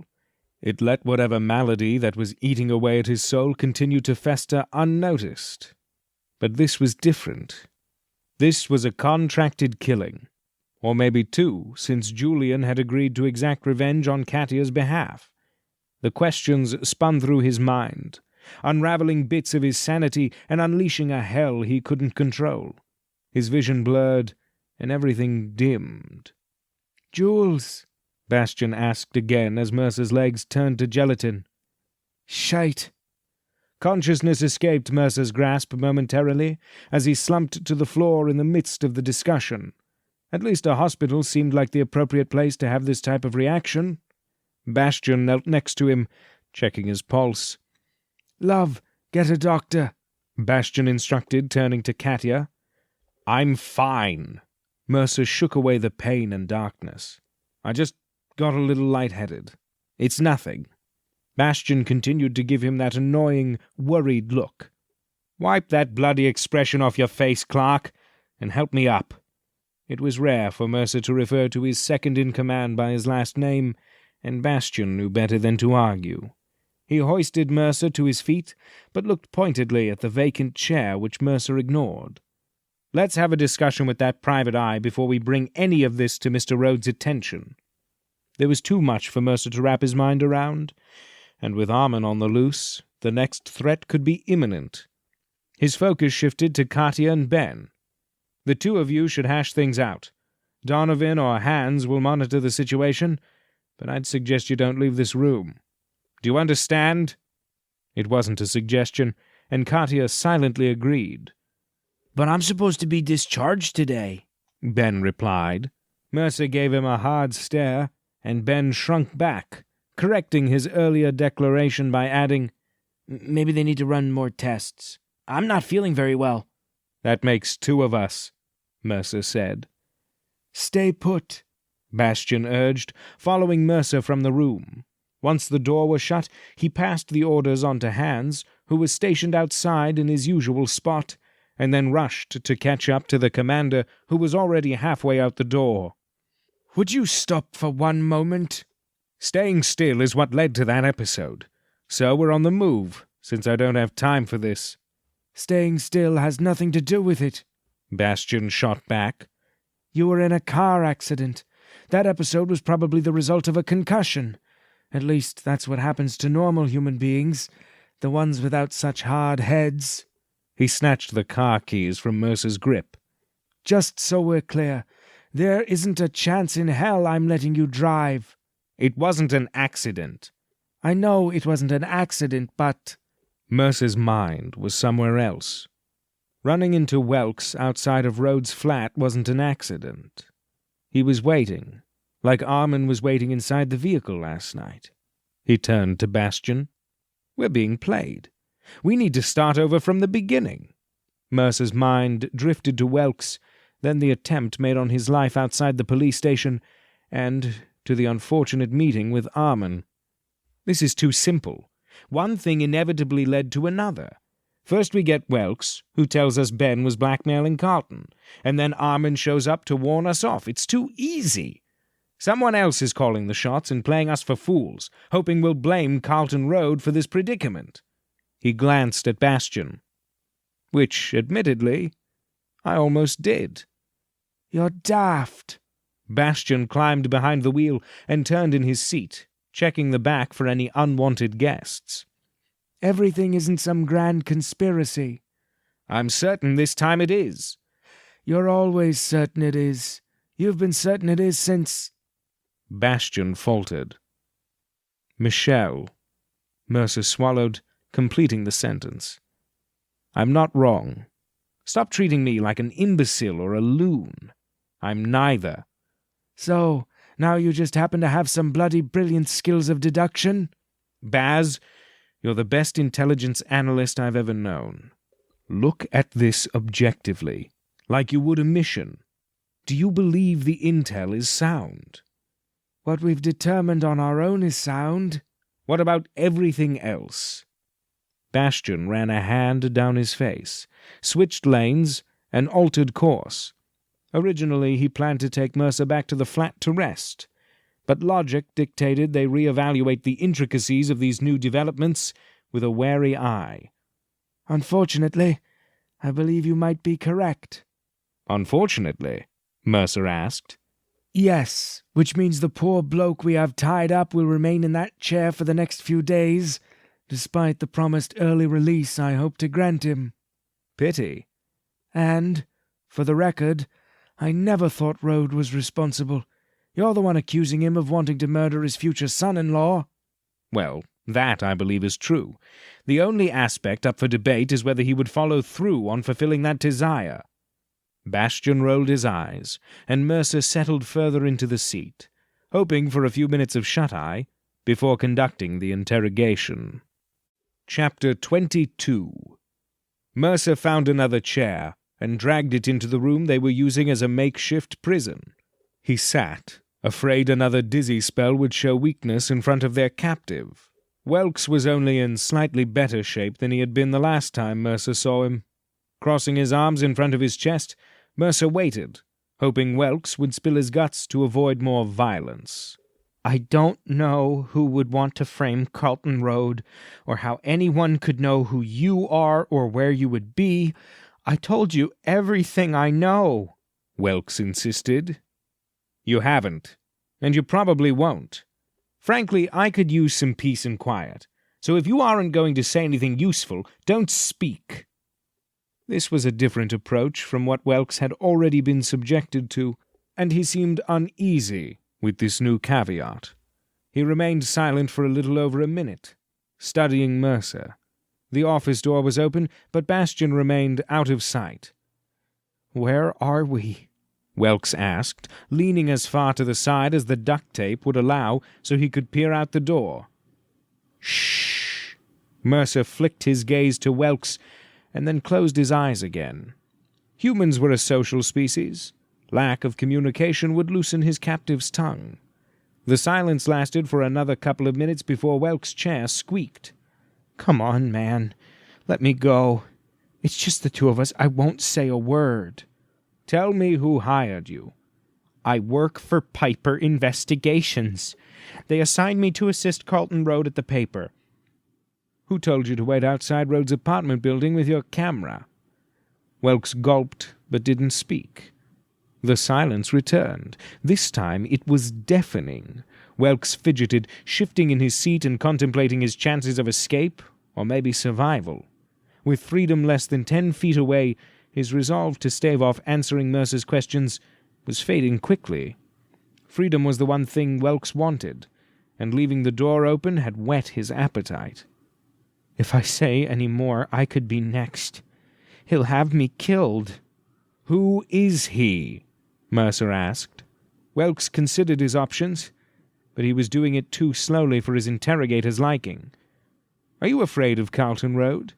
Because I find it improbable that Mr. Road would hire anyone to photograph his daughter. After all, didn't this start with a few questionable photos?" Something passed across Welks's face that could only be described as, "Oh shit," and Mercer smiled. "So, this started before the photographs. Something else happened that forced Road to hire an investigator. What was it? When did it happen?" "Carlton Road is a powerful businessman. I'm sure plenty of things happen that require a trained investigator. Like I've mentioned, I work for Road's newspaper. I've been on his payroll for years. There's nothing sinister about that. I'm not involved in any of this. I don't know anything. Please let me go." Mercer smiled. Even though Welks never said anything specific, one could make certain assumptions based upon the information. Perhaps it wasn't the most reasonable interrogation technique, but it might reap some rewards. "Someone must have approached you because of your connection to Rhodes' newspaper." Mercer rubbed his chin, watching as Welks' eyes grew wide. "Who wanted information on Carlton Road and his personal life and business?" Desperate to be set free, Welks said the first thing that came to mind. "It was, Styler who asked me to keep tabs on Road. That's all I know, so let me go." Mercer laughed. "You're a terrible liar. I wasn't born yesterday. There isn't a chance in hell you'd be afraid of Benjamin Styler." He narrowed his eyes. "But Styler has enemies. He owed debts until that blackmail scheme got him back in the black." Mercer chuckled at the play on words. "Whoever's paying you under the table has deep pockets. He's untouchable. Am I right?" "Let me go. I don't know who he is. The only thing I know is he's dangerous. I was contacted and paid anonymously. Your partner said I could go as soon as this was cleared up. I've told you all I can." "What happens when your benefactor goes looking for you and doesn't find you? Do you care about nothing more than your own meaningless life? What about your wife? If this man is as dangerous as you claim, he will stop at nothing to find you and silence you. But if you're forthcoming with me, my friends will make arrangements to keep you safe." Welks laughed. "Now who's the pitiful liar? Either you'll let me go, or you'll kill me. There's no way someone like you would help me. I'll take my chances." "That's not all I can do." Mercer stood towering over Welks. "Look at me." The other man resisted, and Mercer grabbed his chair and yanked, jerking his chin up. "I've already encountered Isaac Armin, so your usefulness is dwindling by the second. When time is up, we'll clear out. We don't have to release you. It takes days for a man to starve. Dehydration will set in first, causing muscle cramps, delusions, and insanity. It's a horrible way to go, but maybe if you're in luck, the stink from your decomposing corpse will lead the police here before the rats and maggots completely dismantle your flesh. Think about it." He dragged the empty chair out of the room, slamming the door. "Rats and maggots, really?" Bastian asked, cocking an eyebrow. Was he quaking in fear or fits of giggles? "He wants to leave, but he refuses to help himself. You suggested I don't resort to violence, so what was I supposed to say?" "I'll give it a go." Bastian picked up a file and went to the door. "I have some information on his personal life, his spending habits, and a few tidbits on his wife. Maybe he isn't as cowardly as you believe." "I doubt it." "Honey attracts more flies, Jules." Bastian opened the door and went inside the room. His voice was calm, almost friendly, as he began discussing every aspect of the man's work and personal life, as if he were reading a children's fairy tale. Once they had gotten John Welks' full and undivided attention, Baz approached the subject of Isaac Armin. This was a different angle than asking who hired Welks, and with any luck, the P.I. wouldn't have an issue discussing the key facts he knew about Armin. Hopefully they'd discover who hired Armin and the identities of the two men who accompanied him into the alley. This was their best bet, but if it failed, they'd have no choice but to question Carlton Road again. "Is it true?" Welks asked. "Is Armin here?" "Why? Does that worry you?" Bastian asked. "It should worry everyone. Do you have any idea who Isaac Armin is, or what he's capable of doing?" "Why don't you enlighten me?" "He's a cleaner. He makes problems disappear, and they never come back. There was an article about men like him a few years ago in one of the papers." "Rhodes' paper?" Bastian asked, playing dumb. "It was before Rhodes had a paper, but Isaac Armin was an unidentified source for the article. At least, that was the rumor floating around the police station. He was the only one with cojones big enough to confess to his crimes and career without fear of repercussions. He's one sinister badass, and he isn't afraid of anyone squealing on him." "I take it his reputation precedes him," Bastian said, and Welks nodded. "And you discovered he was hired to conduct the hit on Benjamin Styler, which means whoever wants Styler dead wants it done right and with no fallout. Do you have any evidence that might point us to the man who hired Armin?" "No." "But the person who hired Armin needed you for something. What was it?" "Basic information concerning Carlton Road's interest in Styler. Nothing heinous. At least, that's what I thought at the time."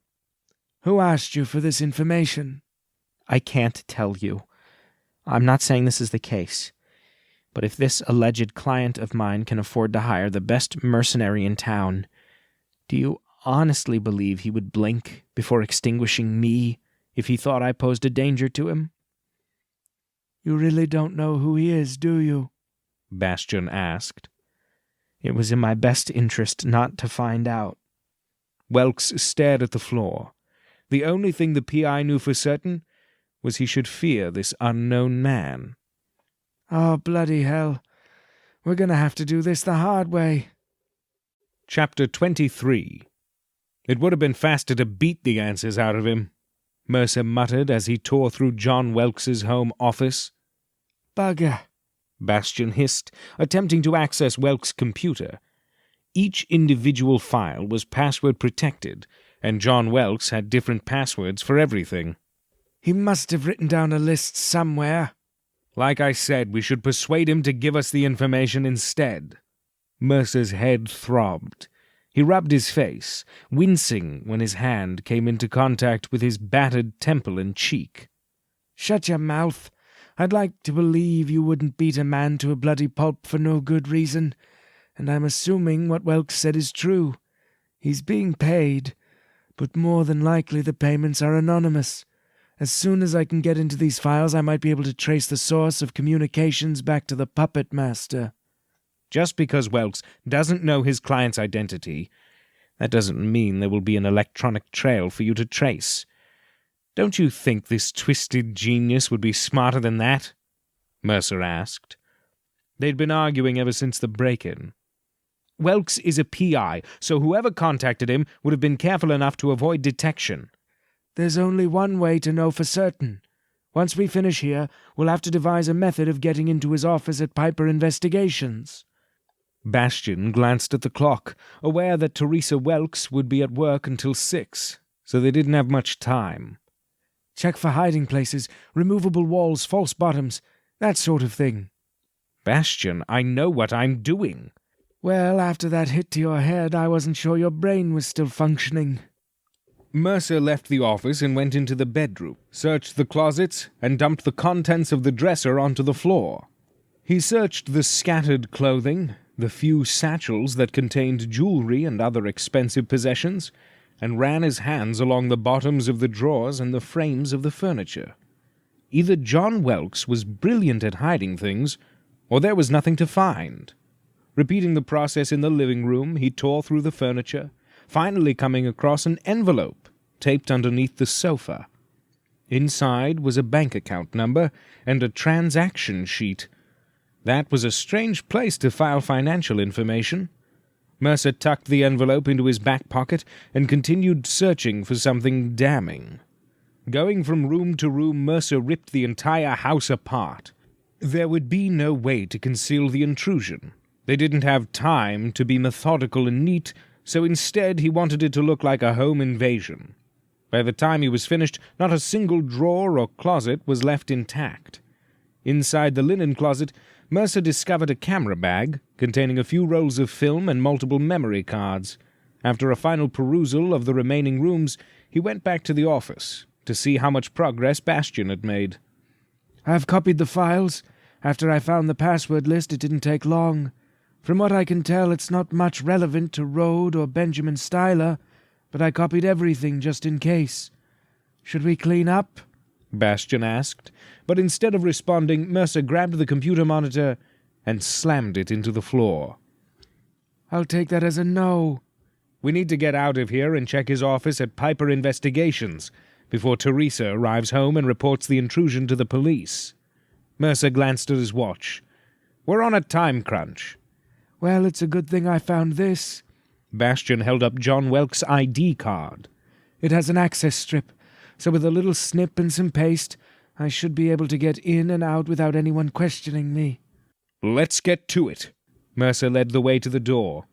Worst case, you could ask Gladys for a favor.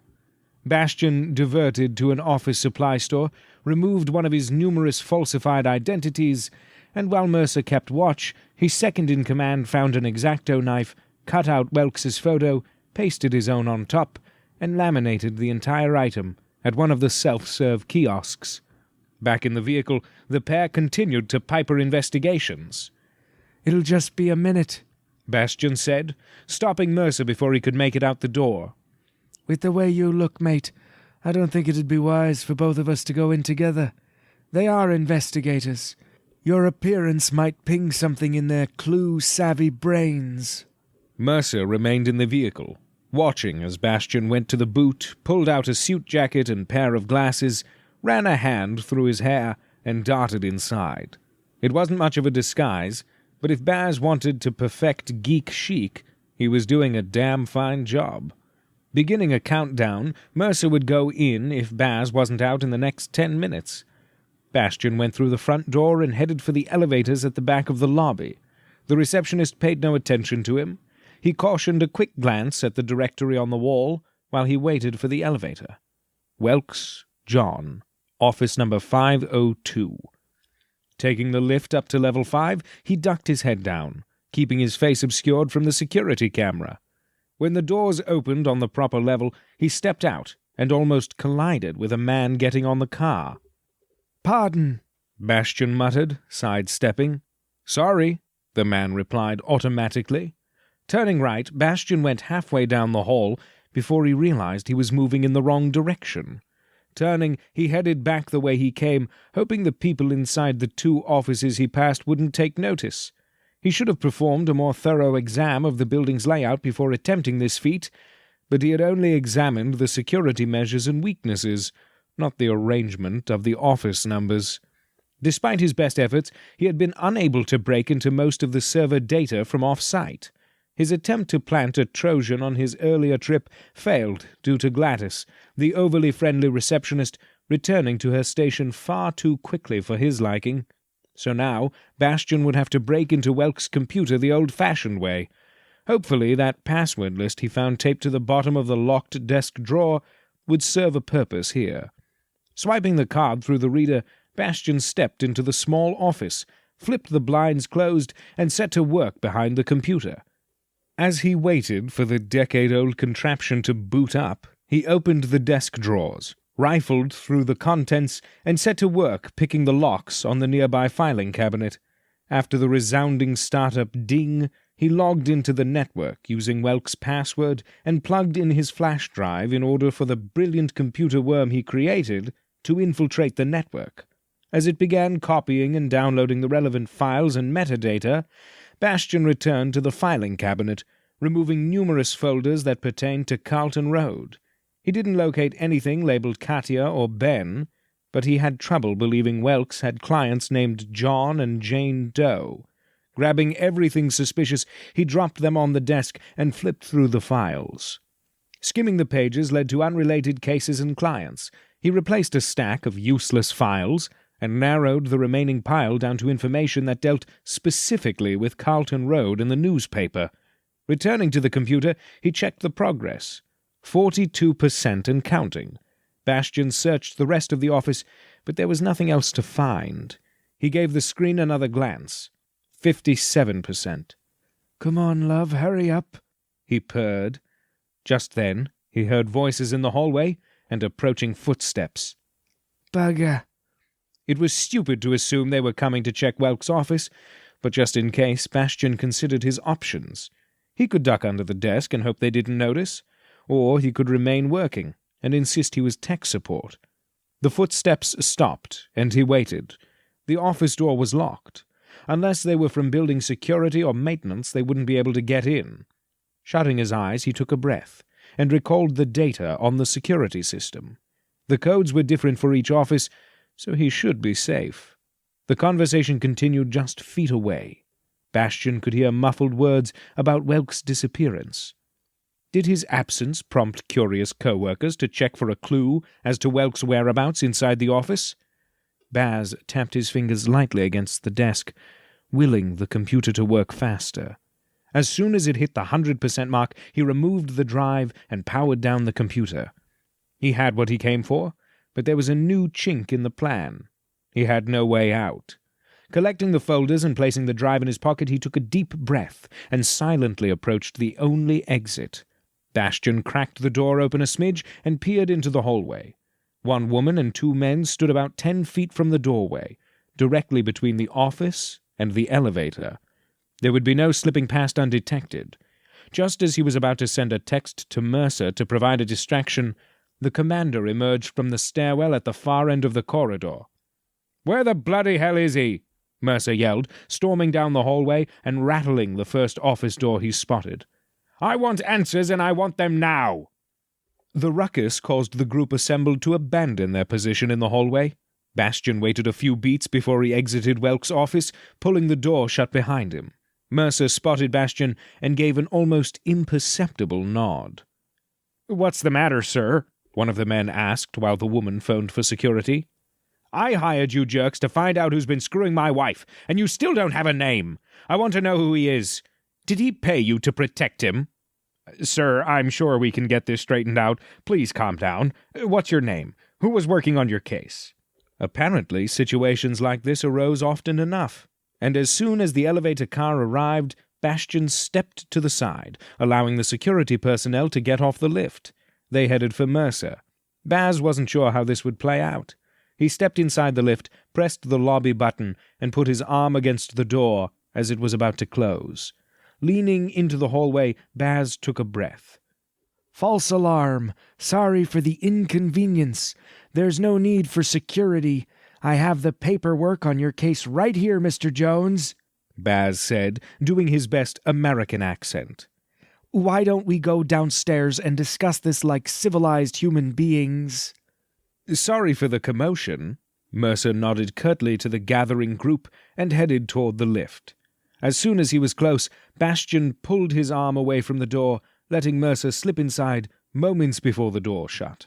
The baffled security personnel and investigators tried to follow, but they were too slow. "They'll be waiting for us in the lobby since I had to disable one of the security guards who didn't want to let me through." "I'm guessing the gang from the 5th floor will be taking the stairs down to meet us." Bastian kept his head down and away from the camera. Mercer had already been spotted, so he yanked the cable out, disconnecting it. "We'll have to make our own exit." "Plan B it is," Mercer agreed, pressing the number 2 to redirect the lift to another floor. Chapter 24. When the lift stopped on the 2nd floor, Mercer exited, tossing a quick glance down the hallway. No one was waiting for them, so he led the way down the corridor and across a large reception area, passing a conference room and continuing toward the restrooms. Opening the door marked Ladies, he checked the room and each of the stalls, making sure they were empty. Bastian locked the door behind him and went to the handicapped stall at the end of the row. "Let's not tell Hans or Donovan about this." Bastian balanced on the rim of the toilet seat as he maneuvered a grate away from an exhaust fan. Agreed. Mercer took the grate and placed it on the floor. While Bastian tugged and fought with the fan to remove it from its lodged position directly above the commode, Mercer cautioned a glance out the small window near the sinks. Thankfully, no police cruisers were waiting outside. The coast was clear for the time being. "Jules, a little help," Bastian said, pulling the blades free and nearly losing his balance in the process. Mercer grabbed the removed fan and waited for Bastian to climb onto the lid of the toilet tank and hoist himself through the newly created 3-foot opening. "It's a tight squeeze." Clanging ensued, and then the metal cover leading outside popped open, falling to the ground and landing in the shrubbery surrounding the building. "Pipes on the right." Baz pulled himself out the opening and grabbed onto the drainage pipe that ran along the length of the building, using it to slide down. Mercer followed suit, barely managing to fit inside their makeshift exit. The drainage pipe was weak. After Bastian's descent, it wasn't likely to hold, so Mercer gripped the ledge, lowering himself as far as possible. His injured shoulder threatened to unhinge from the joint, and he sucked in a breath to steel himself against the pain. Glancing back, he aimed for the closest and thickest bush he could find, and let go. Branches broke, but at least Mercer's leg did not. He brushed the leaves and twigs from his clothes and climbed out of the decimated shrub. He would definitely feel that later, but right now they had to move. "There should have been an easier way to go about this," Mercer said as the two sprinted to the parked vehicle and took off into traffic. "Did you get everything?" "Yes. Now we have to sort through it." "First, we need to dump the car. Head to the business district. Hans left a backup waiting in a parking garage there." "I don't think that's necessary." But Bastian's words fell on deaf ears, so he did as Mercer instructed. When they arrived, they wiped the car, walked through the garage, entered an adjacent one, and acquired the 3rd vehicle Mercer had used since taking this job. They then returned to the flat.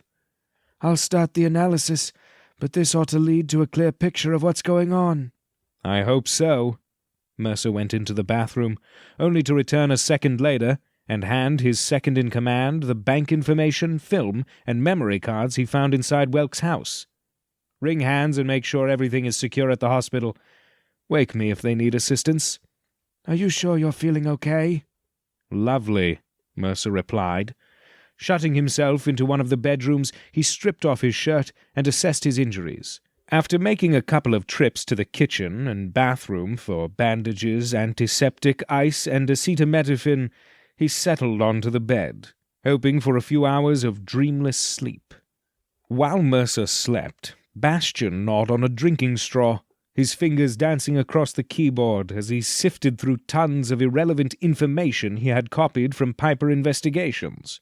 Once the proper parameters were entered into the computer, he flipped on a second laptop and checked the memory cards. The files contained numerous surveillance photos from different locations. Baz didn't recognize any of the subjects in the snapshots, and the majority were location-based. Clicking through the information, he finally stumbled upon two men meeting at a bus stop outside one of the sketchier bars Donovan had scouted. Isaac Armin was making a deal.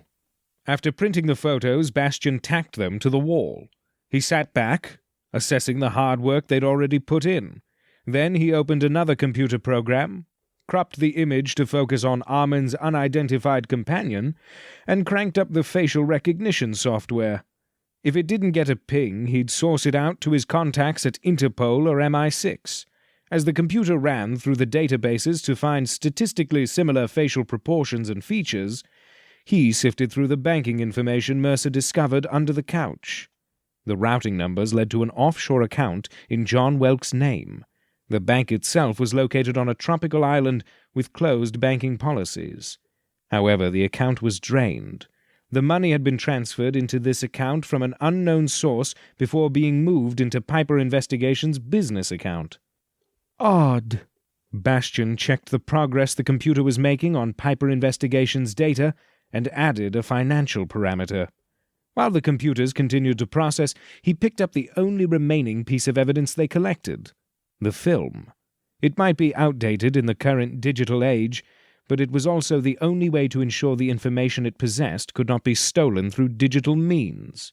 After rummaging through the flat for the items needed to develop the photos, Bastian locked himself inside the bathroom and set to work.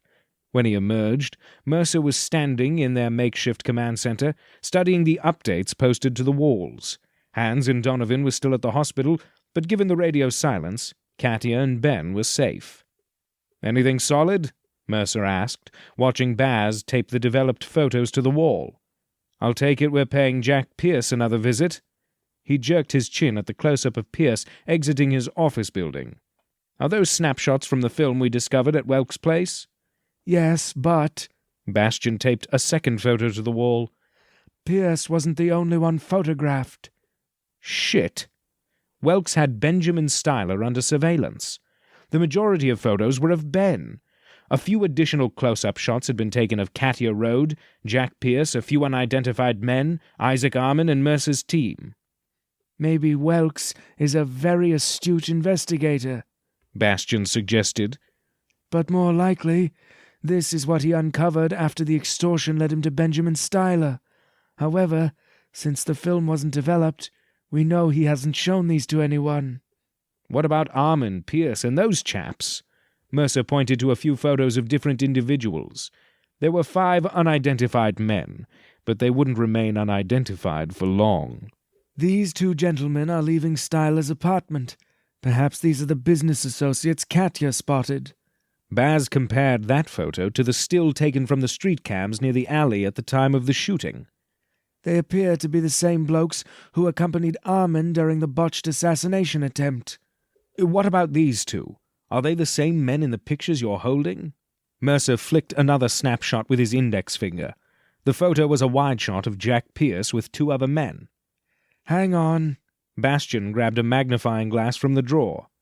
"I can't be certain, but they resemble the men with Armin. However, their features differ slightly. This one looks too tall." "You think Armin found 2 lookalikes to help cover his tracks?" "Stranger things have happened." Bastian pointed out another photo of Isaac Armin meeting with an unidentified man. This is the person responsible for the hit on Styler, but it'll take some time to identify him. His face is almost completely obscured by that damn cap." Okay. Mercer looked at the computers, which were still processing the data. "Let me know what else we found, and if that detective ever got building surveillance from Styler's apartment. The faster we can rule out some of these people, the better. I'll go to the hospital to keep watch while Hands and Donovan perform reconnaissance on Pierce and track down Armin." Without another word, Mercer turned on his heel, grabbed the keys and left. Sleep had dulled his headache and sharpened his senses. The time for battle was growing near. Chapter 25. "Do you know who wants me dead?" Ben asked. He was dressed and sitting up in bed, waiting to be discharged. His attempts to delay quickly faded, even after his insistence that he was experiencing excruciating chest pain. The hospital staff ran a few more tests, which came out negative, so the ruse to stay inside the hospital failed. The nurse said as soon as the attending physician signed the forms, Ben would be free to go. That meant he only had another hour or two to enjoy the security afforded to him by the confines of the hospital. "Why haven't you stopped this guy, or turned him over to the police?" Katya's gaze flicked over to Mercer, but she didn't speak. Taking an uneasy breath, she crossed her arms over her chest and waited for an explanation. "Like I said, we know the shooter's identity, but we have yet to identify the man who contracted the hit on your life.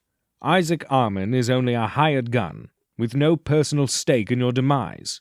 I don't doubt he will try again. Failure is unacceptable, and as long as your heart continues to beat, he won't stop." "Great. I get a contract killer with a strong work ethic," Ben said. "Have you spoken to your father?" Mercer asked Katya. "Briefly. He wants me to return home immediately and sever all ties with Benjamin." Ben opened his mouth to say something, but decided against it after the frigid look she gave him. "What do you want to do?" Mercer asked. He agreed to protect her, so if she wanted to leave Ben to face Armin's crosshairs alone, Mercer and his team would have to find another way to proceed. "I'm not leaving. For all I know, my dad could be part of this." She shook her head, disgusted. "When I accused him of being involved, all he said was, 'We'll talk about this later.'" She cleared her throat, solidifying her resolve. "He drove my mother away, and he has done nothing but lie since the engagement. How could he have been investigated and not tell me about it? I'm not going back there." "Kat, listen, I don't want to come between you and your dad," Ben said. "No. You sent him the photos. What did you think would happen?" She took a deep breath and composed herself. Turning back to Mercer, she tossed him an apologetic smile. "I'm sorry. I will try to keep our personal drama to a minimum." A nurse came into the room and checked Ben's stats and recorded them on a sheet. As soon as she left, Katya cleared her throat and paced the room. "Now what do we do? They're ready to kick us out."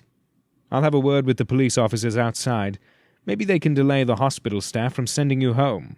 Mercer returned to the hallway, but the two officers were gone.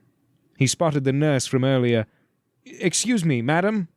She turned, and he offered the friendliest smile he was capable of producing. "My friend's life may still be in danger. Is there any way to delay his release?" "I can assure you he is perfectly fine. Gunshot wounds can be particularly traumatic, but unfortunately, we deal with them almost every day. There's no need to worry. Like I told him and his fiancée, he should feel right as rain in a few weeks." "That's not what I meant." Mercer shifted his gaze around the empty hallway, not remembering it ever being this desolate. "Is something going on?" "Everything's fine." He could tell she was lying. "What happened to the protection detail?" "There was an incident downstairs in the ER, but like I said, everything is fine." "What kind of incident? How long ago?" Mercer asked, but she stared blankly at him. "I suggest you call security and the authorities. Now!" "Sir," her tone became sharp. "do not address me in such a manner." He reached across the desk and yanked the phone from its cradle. Dialing 911 while she voiced a protest, He waited for the operator to come online. "I'd like to report a shooting in progress." She leapt to grab the phone from him, but he swatted her away. Scanning the area, he shifted and opened his jacket. As soon as his gun came into view, she screamed and ran down the hallway. At least that would get security here quickly. As the operator asked inane questions about his identity, location, and reason for the call, Katia opened the door. "Get back," Mercer ordered, dropping the phone on the desk. "Close the door and stay low." "What? Why?" "Do it!" He took a step toward her, and a shot rang out inches from his head. He shoved her backward into the room. "Armin." "Mercer," Isaac smiled, enjoying the game. "it's a shame you moved. I would have made it quick." He fired again, and Mercer ducked into a doorway, pulling his cig and returning fire. "Stand down, and we won't have a problem." Mercer broke cover and fired 3 times, but Armin crouched behind a medicine cart. The bullets lodged ineffectually into the metal.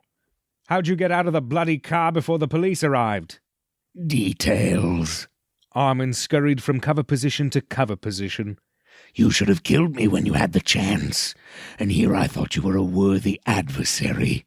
He let out a chortle. "Had I realized you were just another simpering pussy, I wouldn't have bothered to extend such a courtesy to you." He laughed, firing as Mercer vaulted over the nurse's station and behind the circular desk. "Then again, if you had the balls, you would have killed me after that pathetic stunt with the car." "Rubbish." Mercer stood, firing repeatedly in Armin's direction and forcing the man to retreat behind the medicine cart. Keeping count of the bullets, Mercer fired twice more and hesitated, hoping Armin would fall for the trap. "Tell me what room Styler's in. One between the eyes, and I'll be on my way." Armin didn't move from his spot. Mercer had 1 bullet remaining before he had to reload. He palmed the extra magazine, prepared to fire, eject, and reload in one fluid motion. The only problem was, Armin wasn't moving. "I studied your gun, and I can count just as well as you can. How stupid do you think I am?"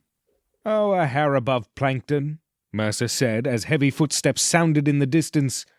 "But I'm guessing that might be giving you too much credit." "Good. I hoped you would underestimate me. It'll make this easier." Armin pushed the cart forward, remaining behind it. Mercer fired once and reloaded. The new magazine was locked into place before the old one even hit the ground. But in that time, Armin bashed into the first room he came across. It wasn't Styler's, and from the lack of sound it was either empty or belonged to a comatose patient. Oh, where can he be?" Armin sang out, returning to his position behind the cart and scooting it forward in order to repeat the process with the next room in the hallway. Left with no other choice, Mercer cleared the desk and ran full force into the cart. Armin was knocked back by the sudden impact, but came up firing. Mercer narrowly avoided the bullet whizzing past and slammed into the cart again. But Armin was prepared this time, and turned his hip to absorb the impact as he continued to fire, grazing Mercer's shoulder and forcing the ex-SAS to duck into one of the patient rooms. Mercer pressed his back against the open door and used the reflection from a nearby window to glance around the corner. "CPD, drop your weapons," a voice called. Mercer spotted cops and hospital security approaching from one end of the hallway. The reflection in the glass showed more men coming up behind Armin, boxing him in. They moved in groups of 2 and 3, taking up cover positions. They had their guns drawn. It seemed plausible they planned to shoot first and ask questions later. Not that Mercer had any issue with the use of extreme prejudice in this situation, but he didn't want to get hit by friendly fire either. "Looks like we have ourselves a standoff." Armin ducked into the adjacent room to where Mercer was taking cover. The 2 men made eye contact through the reflection in the metallic medicine cart. Armin's icy blue eyes held nothing but psychotic amusement. "Damn, this is turning out to be a lot more fun than I bargained for. Do you think I can collect overtime pay?" "Who hired you?" Mercer aimed, but at this angle he didn't have a bead on Armin. Hopefully the police did. "Get on the ground," a police officer commanded, and Armin stepped into the hallway, closer to the cart. "Don't shoot." Armin raised his arms.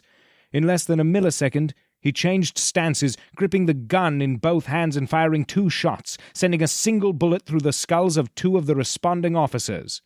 At least, not until I have a chance to even the score. Mercer dove out of the room, tackling Armin. The police officers from the other end of the hallway moved closer. Bullets flew past, lodging into the ground near the embattled men. It wasn't surprising. One of the combatants just killed 2 of their brothers-in-arms, so if the police accidentally shot Mercer, he would be seen as collateral damage, whose death could be blamed on the crazed shooter. Then again, the bloody bobbies didn't have any idea if he was working with Armin or not. Mercer squeezed off 2 shots. At close range he knew he didn't miss. Armin gasped, clutching his side with one hand and fending off Mercer with the other. Despite the lead in his gut, Armin wasn't ready to throw in the towel. "Are you going to finish it this time?" Armin asked, but before Mercer could respond he was pulled away by one of the police officers. The officer placed the muzzle of his Glock against Mercer's head. "Give me a reason." Dropping his cig, Mercer didn't resist being handcuffed. He watched another 3 officers move in to subdue Armin, first kicking his gun away, and then kicking him repeatedly in the process. Before Mercer could even utter a word, Armin grabbed the first cop by the ankle and removed his backup piece, while simultaneously performing a sweeping leg kick and knocking the other one off balance and into the 3rd officer. "Until next time," Armin warned, grabbing the nearest cop and holding his gun against the man's temple. The bullet wound oozed blood, but it didn't slow the killer down. He stumbled backward, taking his hostage with him.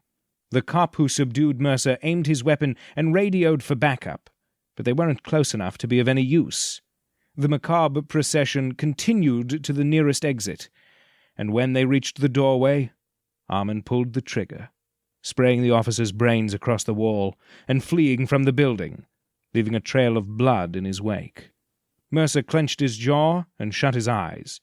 He might not like or trust the police, but 3 men just gave their lives in the line of duty. There wasn't a chance in hell Mercer would let the party responsible get away with it. Isaac Armin was a dead man.